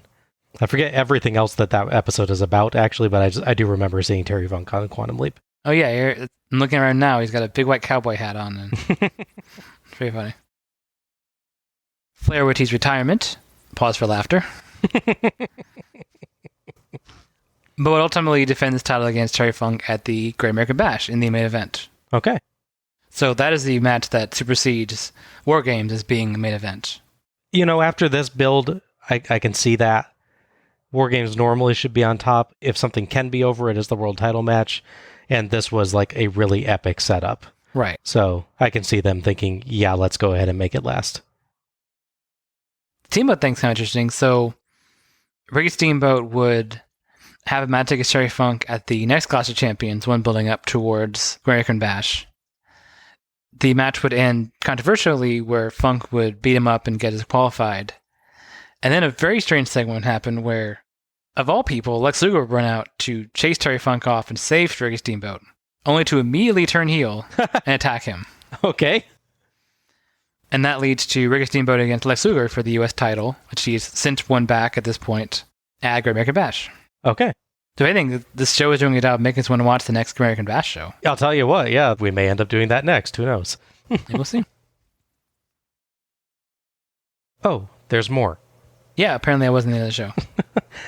We suddenly go backstage to interviewer Joe Pedicino, I think it's pronounced. I'm not sure why Lance Russell is not there. Maybe Lance Russell's going to check on Ric Flair. Yeah, that's possible. They're close friends, He's with Nikita Koloff in referee garb. Interestingly, Koloff is wearing a striped shirt, but the refs on the show have not worn stripes. Huh, yeah, it's true. Wrestling fans, whether it be the NWA, the NBA, the NFL, whatever professional sport, in a championship situation, the officials always seem to be on the hot seat. And right now, here's a man who is making his return to the NWA in that capacity today, Nikita Koloff. And you will be in a world tag team situation, a championship situation, the referee, with two teams who have made a career, it seems, of intimidating officials. Well, I have been in the ring before with all these men, both with and against. So when it comes to intimidation, the Varsity Club is not going to intimidate Nikita Koloff or the Road Warriors. I will not be intimidated by anybody. I am going to call it the way Nikita Koloff sees it. I am going to be impartial, and I am going to be referee to the best of my ability. Right now, I see they're calling me for the ring. All right, fans, we are going to the arena for this big World Tag Team title match. Not a word about Flair and Funk. Not a single word. No. I love Nikita Koloff, and he does a perfectly fine interview about his upcoming refereeing job here. But seriously, you just had one of the most epic matches in wrestling history, and one of the most brutal attacks we've yet seen, and Koloff has been Flair's opponent before, and there's no comments from him on that situation. Not even I can't think about that, comrade, I have to referee. Yeah, sure. The interviewer doesn't even ask him, doesn't even mention it. It just feels wrong. That moment should have an impact beyond itself. It shouldn't just be brushed aside. Yeah, for sure. Otherwise, I think the promo's fine. It's just, it feels so strange that we just suddenly move on. Yeah, it's like they taped these shows and just stuck them back together. Yeah. I mean, they didn't, but it's just that it feels there's a real disconnect there. Yeah. That's one of the stronger points of some of the earlier shows. People will talk about each other's matches. Mm-hmm. And we're clearly getting into the era where that's just not the case anymore. That everything's independent of everything else. Yeah. A lot of the time I can ignore that, but in cases like this, I just feel like there should have been a comment. I'm not putting that on Nikita or on Joe, but just like whoever was saying, hey, here's what you should be prepared to talk about, should have included, also we're going to have a very, very, very huge angle, like approximately 3 seconds before we put you on. So interviewer guy, ask him a question about it. Yeah, it's hard to explain why there's a disconnect there. Yeah. I can't figure it out. I've definitely missed Nikita Koloff's voice. Yes. Oh, man. I have missed him. Mm-hmm. I have very much missed him. And suddenly we're back to the ring for another match. There are other matches on this card. Following Flair versus Steamboat. Yeah. What in the world was WCW thinking? How did they not close the show with that moment? Yeah, it's like they thought they couldn't end the show with Flair like beaten down and in danger. I don't know. Yeah, at this point watching the show, I was completely drained. I didn't have the capacity to pay attention to more matches. I had been overloaded by Flair versus Steamboat. It is mind-boggling that they thought something could follow that. Yeah. But they did. So our 8th match is the Varsity Club, Mike Rotunda and Dr. Death Steve Williams, with their coach, Games Master Kevin Sullivan, versus the Road Warriors, Hawk and Animal, with Paul Ellering, for the Varsity Club's NWA World Tag Team Championship. The referees are Nikita Koloff on the inside and Nick Patrick on the outside. 2 Nicks. Yep. The heated rivalry was between the Varsity Club and the Road Warriors at this point on the now very much mentioned Clash of Champions show leading up to this. Yes. They have a tag team title match between the two. They do a bit where Teddy Long is sort of accidentally pushed away by Road Warrior Animal, as he was wont to do, just sort of shove you away if you're in there. And he acted upset. But then the second that Rotunda went for pinfall, he ran over and fast counted. So now the Road Warriors are former tag team champions. This led to Teddy Long being fired because they found he was bribed. That's why he was walking around earlier on the show, okay. Correct, yes. Since they had the issue with the rep before, they figured bringing an outside person like Nikita Koloff, someone that couldn't be pushed around and would be easily swayed, would be the way to do it. Apparently, there was a feeling backstage and inside in the booking committee that with the Four Horsemen not being as strong as they were and sort of falling apart into something else, they needed a replacement. So their thought process was at one point, let's make the Varsity Club into this big faction that's going to take over everything. So that's why Varsity Club are all of these tag titles and all this. Like, there's several members over this period of time. They're testing the water to see if they can be the next big thing, basically. Obviously, history is pointing at no, they will not be. But it's interesting. That's why they're so all over this, and it might explain why they're all over this match and the one after this. This basically in the main event of the show for no clear reason otherwise. So give them credibility. The Varsity Club are in the ring as we come back to it, watching as fireworks go off and a group of cheerleaders perform. They missed a bit of an opportunity here by not having the cheerleaders wear the colors of the various colleges the Varsity Club members attended. That's true, yeah. JR blessedly finally mentions poor Ric Flair again as the Road Warriors come out. I barely get any time to notice if they have Iron Man as their theme song or not before they charge and start beating up the Varsity Club, driving them from the ring. The Road Warriors get their spikes off as the Varsity Club comes back in, and win a second brawl as well as the Varsity Club flees. Finally, everyone gets in their corners and we get started with Animal and Dr. Death. Dr. Death pushes Animal into the corner and goes for a cheap shot, but Koloff catches his arm. Sullivan gets on the apron to yell at Koloff, so he orders Sullivan to go to the back. That was sudden. He's very strict. Animal takes control with a shoulder block and clothesline, but Dr. Death boots him in the gut and throws him into the corner, only for Koloff to block another cheap shot. Koloff threatens to send Dr. Death to the locker room too, so Dr. Death backs off and tags Rotunda.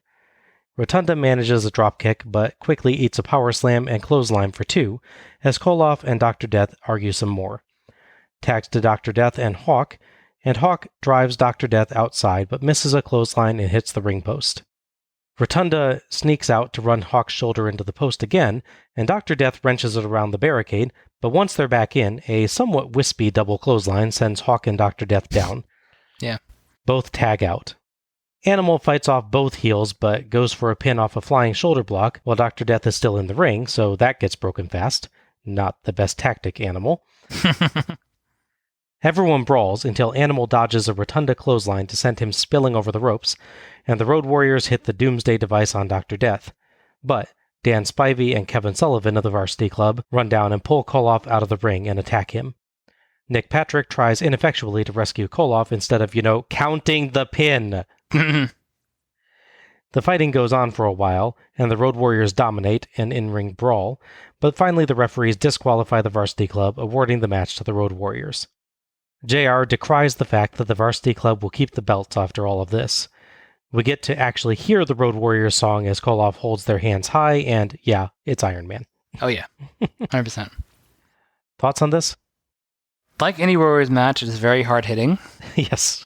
You would go into those matches as their competitor just hoping to survive and hoping to make it out in one piece. The other word I have for it is impactful. Yes.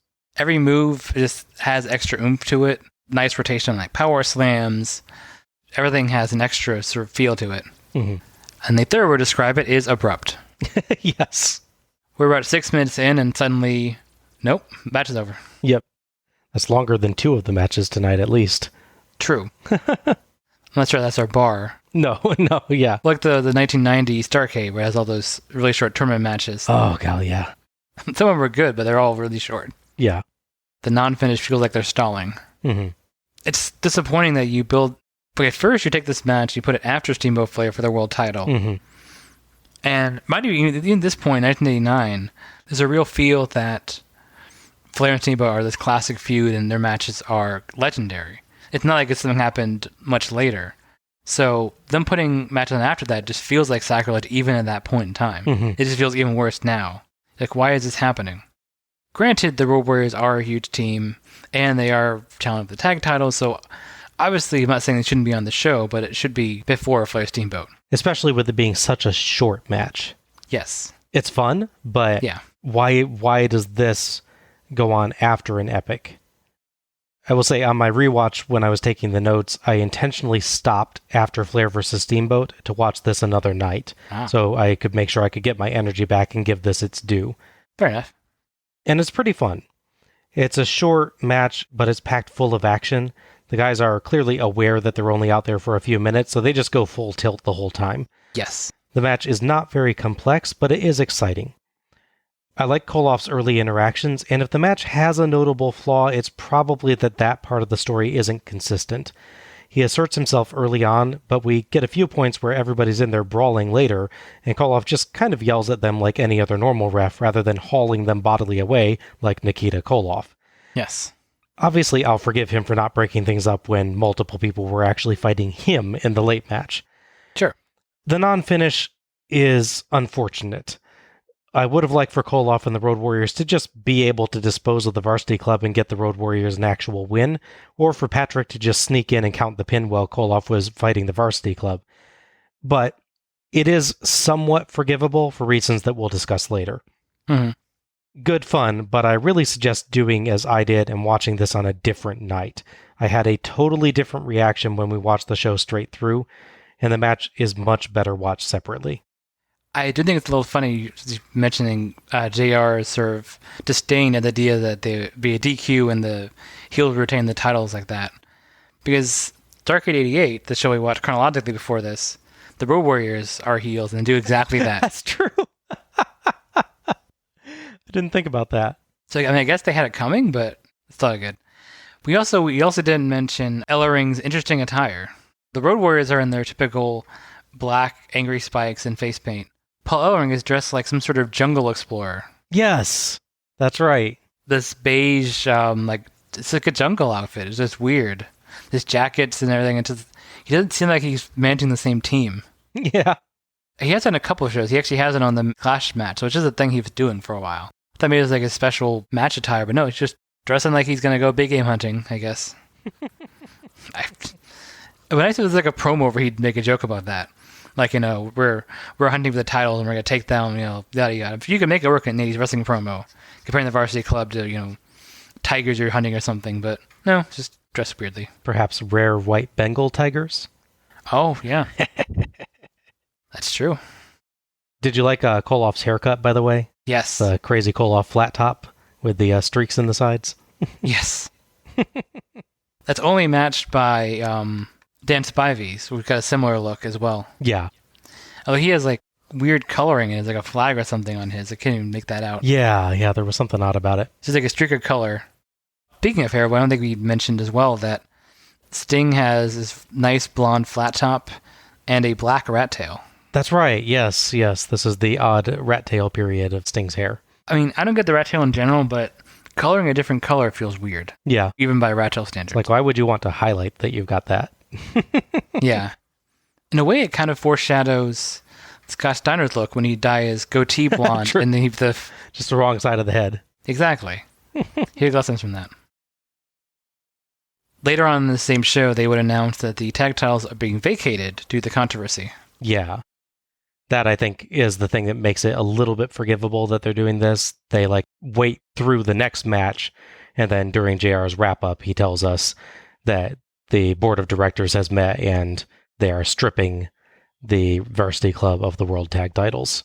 I would ask why they don't just give them back to the Road Warriors, since they lost via cheating the first time.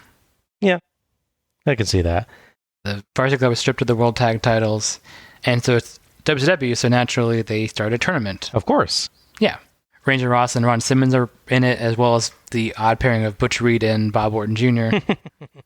Interestingly, the team that, as I probably said before, the team that wins it is not either one of these teams that's fighting for the title here. Okay. It ends up being the Fabulous Freebirds with Michael there you Hayes. As a bonus, they would do an angle where they would actually break Dr. Death away from the Varsity Club, which I think was sort of them going, okay, this Varsity Club is our top heel faction. It's not going to work. Yeah. So he'd have a blow-off match at the next Clash against Mike Rotunda, and in fact, he would be on the face team alongside the Road Warriors against the Samoan SWAT team and the Freebirds. Oh, okay. In the War Games match, the semi-main event of Great American Bash. Okay. Dr. Death in a War Games match, that could be interesting. Yeah, Dr. Death teamed up with the Road Warriors. Yeah. I hope he does the face paint. I really do. Now, the Nikita thing's a little weird here. So, as you mentioned, Nikita Koloff took time away from wrestling right around the time of the end of the year because his wife was sick. And things, unfortunately, did not end up well for that. Mm-hmm. That happened between Starrcade and now. So, he sort of wanted to make a comeback in wrestling, but he wasn't sure if his heart was in it. All stuff's happening. So, they basically got him to agree to this as sort of a one-off appearance, see if he'd like it and see if he'd come back. The idea was maybe they could build more stuff off of this if he wanted to. It didn't really go that way. The NWA at this point had a talent sharing agreement with the AWA, so he worked there for a bit. He also took the Sweet Easy money working Herb Abrams' UWF in 1990, which is a subject for another thing we'll cover at some point. UWF is a vast source of bizarreness. He would eventually make a full return to WCW in 1991. We go right to our next match as JR reminds us that due to the severe animosity between Eddie Gilbert and Kevin Sullivan, the hair versus hair stipulation has been removed. It's just such a weird thing. Did neither of them actually want a haircut? Yeah. Well, and wait, so they're so angry that they're taking the stipulation away? Well, they're angry, but the NWA feels that that is devaluing the title, I guess is the idea. Oh, okay. It's strange. It's a little weird, yeah. So our ninth match is the First Family, that's Hot Stuff Eddie Gilbert and Rick Steiner with the First Lady of Professional Wrestling Missy Hyatt, versus the Varsity Club, Dangerous Danny Spivey and Games Master Kevin Sullivan, for the First Family's NWA United States Tag Team Championship.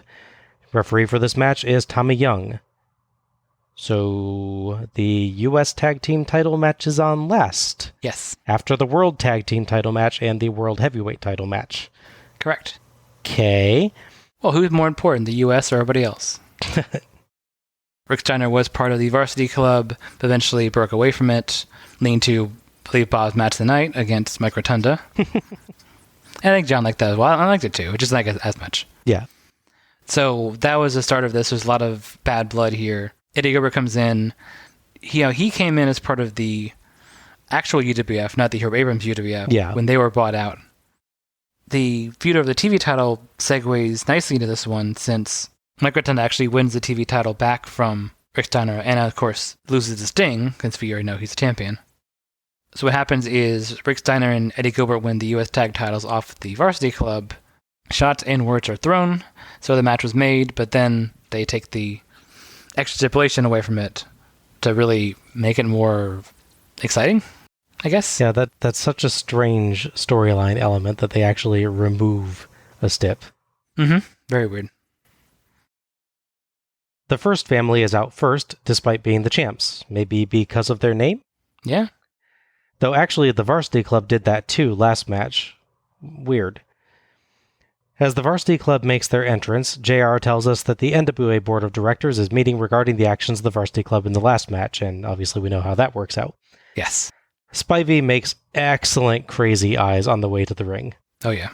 Sullivan and Gilbert shove each other around before the introductions, and Sullivan floors Gilbert with a punch. Brawling to start. Spivey and Steiner end up outside, and Gilbert intercepts when Sullivan goes after Hyatt. The camera watches Sullivan getting back into the ring and misses Spivey beating up Steiner, but thankfully JR insistently calls that, so the director switches in time to see Spivey ram Steiner into the ring post shoulder first and slam him on the floor. Good work, JR. Yeah. Apparently he did it like 3 or 4 times. He's got the last one. Yeah. Gilbert tries to come help, but Sullivan catches him. Gilbert fights him off, but Sullivan tags Spivey. Gilbert takes a moment to check on Steiner with Hyatt, then goes back to fight Spivey, but Sullivan goes and slugs Steiner in the arm. Gilbert isn't doing well against Spivey and slips out to check Steiner again, but Spivey follows him and Sullivan rams Steiner's shoulder into the post again.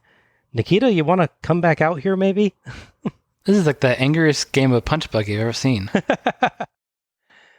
Back in, Spivey and Sullivan trade off beating Gilbert up, Sullivan cackling as he does, with Gilbert's lone reel counter a nice flip down from an elevated backbreaker into a back body drop. Steiner climbs to the apron and cheers for Gilbert. Spivey hits almost a rock bottom on Gilbert. Sullivan tags in and slaps Gilbert, but Gilbert escapes and tags Steiner, but Young didn't see it and orders him out as Sullivan sets up for a piledriver. Spivey, though, runs in after Steiner, so Young turns around and orders him out, and Steiner whips around and clotheslines Sullivan to bowl him over, leaving Gilbert on top for the 3 count and the win. Sullivan gets a chair, and Spivey uses it to batter Steiner's injured arm as Sullivan stomps Gilbert. Sullivan gets Hyatt in the ring, but Gilbert makes the save with the chair. Spivey attacks Steiner's arm a little more, and he and Sullivan retreat. JR throws to a replay of Spivey's early match attack on Steiner, but it cuts off before anything really happens. Great job, guys. Eventually they come back to it and show it for real. Thoughts on this one? It's an interesting one because it's so one-sided, because they booked it that way. And they wrote it this weird way where Rick Steiner's just taken out and can't ever do anything. So other than being a distraction, it's all Eddie Gilbert here. Mm-hmm. It's the weird rub to give Eddie Gilbert, of all people, closing the show, which again has Ric Flair and Ricky Steamboat on it. Yes. I feel like I'm watching a Memphis wrestling show or something at the end of an NWA show. It quite makes sense. The action itself is good. I can't have any complaints about it. The big thing is just that it's so short. Yep. I mean, if you ran both these main event matches in the middle of Ric Flair and Steamboat, it would end and the match would keep going. That match is 30 plus minutes long. Yeah. These are like 6 minutes long. Yeah, you could basically fit the combination of these matches 3 times in the middle of Flair versus Steamboat. Yeah. I feel like if this match was anywhere else on this show, because these were the build up to the main event, you could view them differently, but it's just, you can't. They're decent matches, there's nothing wrong with them. They're both for titles, so they're important. They're just not as important as the world title. It's just weird that they're like this. Yeah. Yeah, pretty good match here, I thought. Again, I watched this on a different night from Flair versus Steamboat to give it proper attention. I just felt like that was really necessary. Sure. They gave it a good story, with Steiner being injured, so Gilbert has to find a way to survive against the Varsity Club on his own.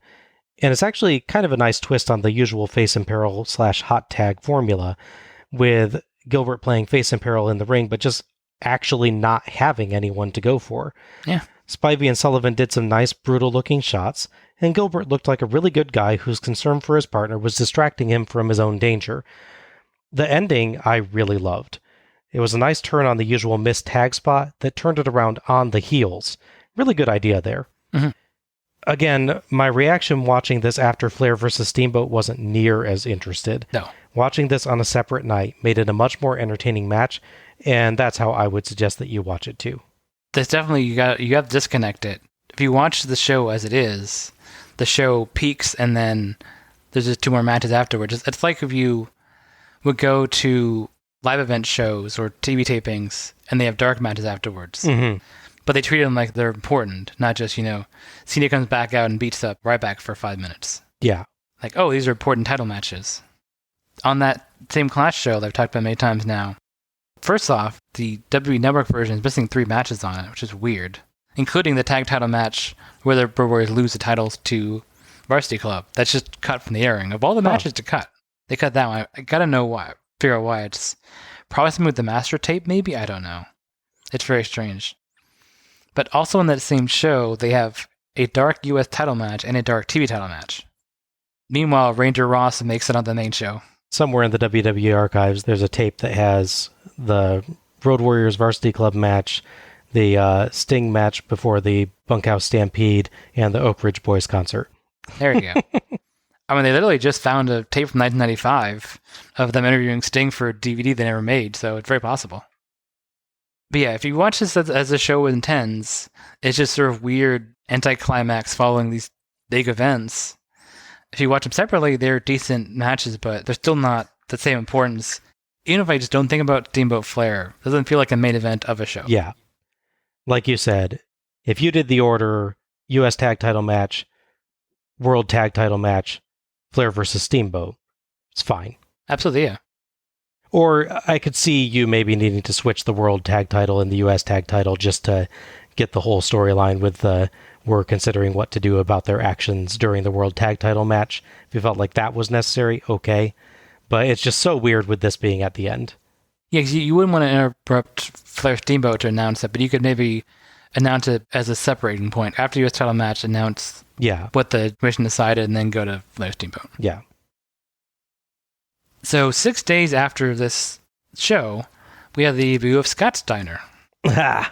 Weirdly dressed like Hulk Hogan in his plain yellow tights and boots. He would actually lose his first match, which was to Kevin Sullivan, but then they would beat him up after the match ended, and the ref reversed the decision, even though it makes no sense. Okay. So that's the beginning of Scott Steiner's winning streak in WCW, was losing clean to Kevin Sullivan, then having a reverse of pity, I guess. This is where it gets weird. So logic would tell you that they did this big injury angle on Rick Steiner to write him off TV for a while or something. But that's actually not what happens. I mean, at least not in a major way. What they ultimately decide to do, once Scott is around, is they decide we should have the Steiner brothers team up together because they're so good, and we should have them. Rick, who has the experience to help Scott, and Scott has this raw power and intensity and everything. Make a great team. And obviously they did. Pretty good plan, yeah. Yeah. So they actually found a way to write Eddie Gilbert off of TV.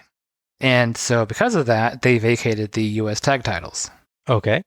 And in fact, the tag titles would not be seen again until February of 1990, where on a pay-per-view they would have the finals of the tournament to declare the new U.S. tag champions. So we did this whole show where we bookended it with Gilbert's. Yes. And Eddie gets a pretty great kind of build here, fighting heroically against the odds and caring for his friend Rick Steiner and everything, and then they just write him off. Yeah. So that's weird. They wanted the Steiner Brothers together, and Eddie Gilbert was in the way of booking that, yeah. I mean, I get that, but it's just like, you can keep him around still. Yeah. Well, I think he disappeared because of that, but they split the team up completely for that. Interesting. And they get a lot of mileage out of them the rest of 1989 with Steiner Brothers. Yeah, I have no objection to them teaming up the Steiner brothers. It just feels weird that you've just built up Eddie Gilbert here, and then you apparently don't use him. And in fact, so in the time between this show and Great American Bash, Kevin Sullivan and Mike Rotunda would face the Steiner brothers at that show. Mm-hmm. And Eddie Gilbert would be part of the two-ring battle royal that opens the show. Okay. So, to be clear, Eddie Gilbert is promoted to main event of WrestleWar, and then demoted to opening battle royal of Great American Bash. All right. That's one show to the next. I did find some interesting stuff about Eddie Gilbert out, though. At this point in time, he was actually married to Missy Hyatt. Okay. Unfortunately, they got divorced late 1989, which is around the time he left the NWA. A couple years later, he would actually marry Medusa. Okay. I guess hot stuff indeed. I mean, not counting Japanese wrestlers, that's like the only women we've actually, unfortunately, featured on this show, basically. Mm-hmm. Medusa and Missy Hyatt, and he was married to both of them. Fair point, yep. That's a little weird. A little bit, yeah. We go to JR, who tells us that they're still helping Steiner out of the ring and credits Gilbert for his courage in that match. Caudle comes back over, and JR informs us that due to Sullivan and Spivey's attack on Koloff during the Road Warriors match, Rotunda and Dr. Death have been stripped of the World Tag Team titles. Caudle is very much in favor of that, and JR agrees wholeheartedly. I will say, at least in this case, they make a distinction between the Road Warriors, for instance, just having Paul Ellering attack Sting or however in that match. Another one is like that. Whereas the Varsity Club have Dan Spivey and Kevin Sullivan attack the referee directly. So there's definitely a escalation of things. Yeah, and they also emphasize that this wasn't a heat of the moment thing. Sullivan was thrown out entirely and willfully came back to attack. So it wasn't heat of the moment, it was premeditated. I kind of like that as like, because you need an explanation for why you strip someone of the title in one case, and it's okay to just get DQ'd in another case. Yeah. Or it's not okay, but it's like why one is a different level of villainy. Yeah. That gets a different impact. And I think they did a fair job, actually, of establishing that here when they really say, look, he came back out. He knew he'd already been kicked out. So now we need a different level of punishment. No, I mean, yeah, it definitely is. It's a different level for sure, yeah. Mm-hmm. I'm still not clear why they weren't stripped the titles when they realized they had bribed Teddy Long and fired Teddy Long for doing the fast count. Yeah. Nothing ever quite fits together, does it? No. Kayfabe is a very tenuous thing. Yeah. The commentators discuss Funk's attack on Flair and throw to a replay of the pile driver on the table again. Still terrifying. JR calls Funk a deranged, crazed individual and says Flair was not disrespectful. Caudle says Flair was very nice and polite to Funk. I'm not sure, I kind of did feel like he was mocking him a little. It was clearly like a Kanye moment. He comes on stage and won't leave.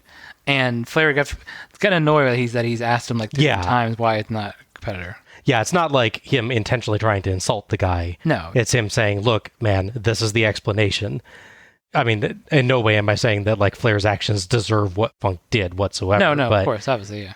But yeah, I feel like they're going a little bit too far by saying, oh, he was very polite. Yeah, for sure. JR signs off and we get some photos of the events throughout the night set to country rock. Oddly, the photos only take up a quarter of the screen, like there's supposed to be credits rolling too, but there aren't. I'm not sure what was going on there. Yeah, there's a weird aspect ratio of that for sure. Yeah. They're like off to the side, kind of tilted diagonally off to the side, leaving a perfect amount of space for credits to scroll by, except no credits scroll by. So I wonder if they just forgot to put those in. It's very possible, yeah. At least they're not in the middle of the show. That's true. And WrestleWar 89 is done. So overall thoughts on WrestleWar 89? It's a strong show in parts, for sure. Mm-hmm. It starts off kind of slow. I wouldn't say it starts off bad. It just starts off unremarkable, I guess is probably the right word for it. Mm-hmm. You have matches that are decent, but you're not clear why they're on the show. We have ones that are decent, but they feel anachronistic, I would say. And then ones that just feel incomplete because they're early start of characters like the SWAT team and the Dynamic Dudes bit. They definitely pick up a bit, though. I will say that. Other than the sort of non-event that is Iron Sheik losing his ding so quickly. The Luger-Hayes match feels as good as it should. And obviously Flair Steamboat is an amazing match. And just, as we've harped on, I'm sure way too much at this point, the show ends and then we have title matches that have no drama because the audience is just spent. Yeah. And it's just entirely in the wrong place in the show. If you watch up to Flair Steamboat, I think it's an amazing conclusion for the show. You have this dramatic release of tension. You have this big moment with the win. Then you have the aftermath and you're shocked. You want to see what comes next. If you end on Flair being like stretchered out, like if this was a modern day WWE show, that's how this would end. Mm-hmm. Flair's being stretchered out. What's going to happen? Future of the world title, and then cut to commercials. Yeah. But they have 2 tag title matches after for no reason that are decent, but they're hampered dramatically by either the idea that they have to be non-starters to set up a tag title tournament for some reason, or just the wrong place at the wrong time. So if you watch up to Flair Steamboat, I'd say it's a really good show. Once it builds on you, there's not a bad match, I would say. Mm-hmm. Some shows will have really strong matches and really bad matches. The worst you can say with the opening part is underwhelming. Yeah, this is not a one-match show. No. It's just that even though it's not a one-match show, it still has one match that's just so good that it stands head and shoulders above the rest. Sure. You wouldn't call this a one-match show, but you'll really describe one match. Yeah, that's true. Yeah, that's fair. Yeah, WrestleWar 89 is a pretty good start to the series. It's just rather oddly put together. Mm-hmm. The early matches are pretty variable, but mostly acceptable at worst, with only the bull rope match falling into the actively bad category for me. Mm-hmm. And that's quite short. Once we hit the title matches, I had quite a bit of fun with them, although Sting's super short match, I agree, was just weird. Mm-hmm. There's not really any kind of quality issue on this show. Promo-wise, I thought things went pretty well. No one seemed quite on their A-game promo-wise, except I think Terry Funk. But everyone did what they needed to do to bring out their stories, and for once, I felt like we had almost exactly the right number of promos. Yeah. The one thing I would have liked to see is a comment from Ricky Steamboat after the attack on Ric Flair. That might have helped build up how awful Funk's attack was, and I think it just would have made sense. The only way his absence makes any sense is if this was designed to be his last match and like leaving the company, going out on his horse. Yeah, if you don't want an extra Steamboat comment, yeah. I can see you explaining it too as like he doesn't comment because he's literally like helping look after Rick at some point or something too. Yeah, but, or he's calling the wife or something, yeah. Yeah, it's just weird that you don't hear anything from him with the respectful atmosphere they built up. Yeah. And of course it would have been nice to have Koloff even mention that attack during his promo since it was immediately after it. Right. Overall though, a fine night for promos. Yeah. The commentary team does good work for the most part, save some problematic comments during the Samoan SWAT team's match. It's just unfortunately something we're going to keep hearing on shows during this era, I guess, and I know it's the gimmick and all, but that doesn't make it right. No, yeah. Otherwise, JR and Caudle again had good discussions and helped build the night's storylines quite well. The show's real problem, you've hit it and we've all commented on it multiple times, is just in the wrong order. Yeah. There is absolutely no reason to end the show with anything other than Flair versus Steamboat. Not only does it dampen one of the most shocking moments we've yet seen on a show, as things just sort of move on beyond it so quickly, but it leaves the viewer so drained they can't pay attention to the two matches with the misfortune to be placed after such an epic. Yeah. I have no earthly idea why WCW thought they should put two matches following the world title match on this night in particular, but it was very much the wrong decision. Nothing happens in the tag title matches that justifies that or needs that positioning. It's also just plain strange to have the US tag title match follow the world tag title match, though that's perhaps a tad justified by wanting to have some suspenseful delay about the board of directors ruling on the world tag titles. So I get that one, it's just that combined with positioning both after Flair versus Steamboat, it just makes things feel stranger. Yeah. The match order hurts both the tag title matches, and it distracts from Flair versus Steamboat and the Funk storyline, so it's just a bad move. But despite all that, WrestleWar 89 is fun. It's a pretty easy watch, and it has one of the greatest matches in wrestling history, so it's an easy recommendation. Just consider changing up the match order yourself or splitting your watch across a couple nights. It'll make those last two matches better. There's one thing that is promised to us by the marketing materials that is sadly never delivered. Wikipedia has the VHS box for WrestleWar 89 on there, but the bottom logo is a banjo with spikes around it covered in blood and chains.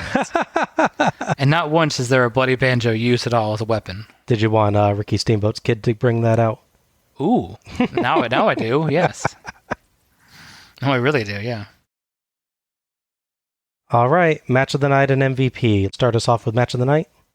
There's really no drama here, right? It's Steamboat Flair. Yeah. There's no question. Yeah, I mean, it's exceptional, right? I mean, absolutely, yeah. Yeah, there's some shows where this is a hard choice for good reasons, and some shows where this is an easy choice for bad reasons, but this is an easy choice for good reasons. Without any question, match of the night, Steamboat Flair. It's the final match of a legendary 1989 series, capping off one of the most famous feuds in wrestling history and doing it in style. Brilliant performances by both, managing to play their diametrically opposed characters to their fullest while still showing respect for each other as worthy opponents. I very much look forward to us taking a look at the other matches in the feud someday, even if we're doing it in the wrong order. Yeah, that's fine. MVP? That one's a little trickier to decide, because, I mean, it's a hard choice between Steamboat and Flair. Obviously, they delivered such a great match. There is a dark horse pick, though, obviously, that being Terry Funk, because he does just go batshit insane. Pardon the swearing there, but it's deserved, honestly. But, because he goes from cordial, sort of butt-kissing to incensed to crazy and yelling and doing that pile driver. So I really want to lean towards him, but I think as a sum of the parts, I have to lean slightly towards Flair. Okay. Because obviously Flair's one half of that match, and he's a very strong half of that match. No question. But he also has the promo afterwards, whereas Steamboat is sort of ushered out and never seen again. He was returned to his home planet like Poochie, I guess. So he has that promo where he's doing a slow turn back to being a face, which is pretty impressive. He's being respectful and everything towards Steamboat, and then he has the slow turn where he's being polite and then getting more annoyed and getting angrier at Terry Funk. The final nail in the coffin for this is the fact that he takes that pile driver. Yep. All the things combined, I think Flair's MVP for me. All right. You have laid out exactly my pick and reasoning. Wow. It had to be someone connected to Steamboat versus Flair, just like you. I was between Steamboat, Flair, and Funk. Flair is the connective thread between the two things that I called epic on the show. Sure. He's the guy that was part of both the Steamboat versus Flair match, which was amazing, and the Flair and Funk angle, which was amazing. Mm-hmm. The other two are great in their segments, but Flair is great in both.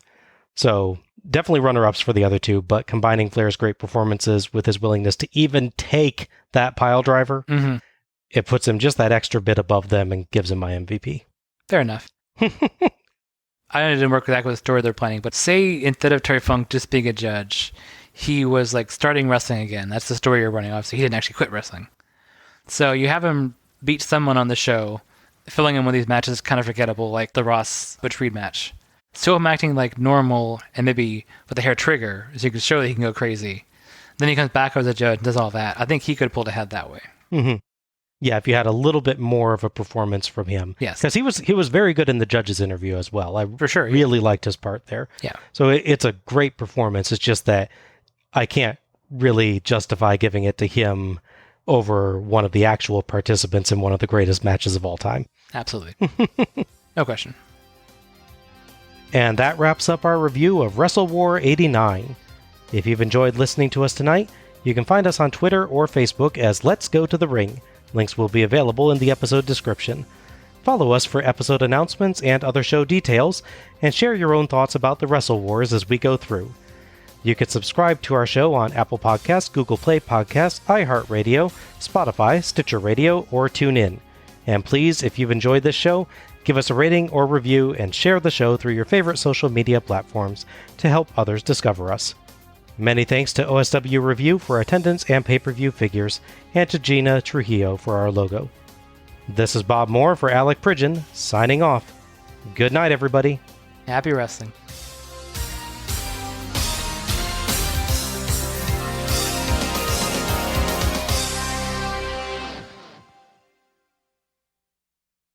So I'll really get to see him in an arguably an unenviable position where he's replacing Nikolai Volkov abruptly in his angle. Koloff. Oh, sorry. Sorry. Nikita Koloff. Yeah, I'm sorry. There's too many ends and all offs and everything.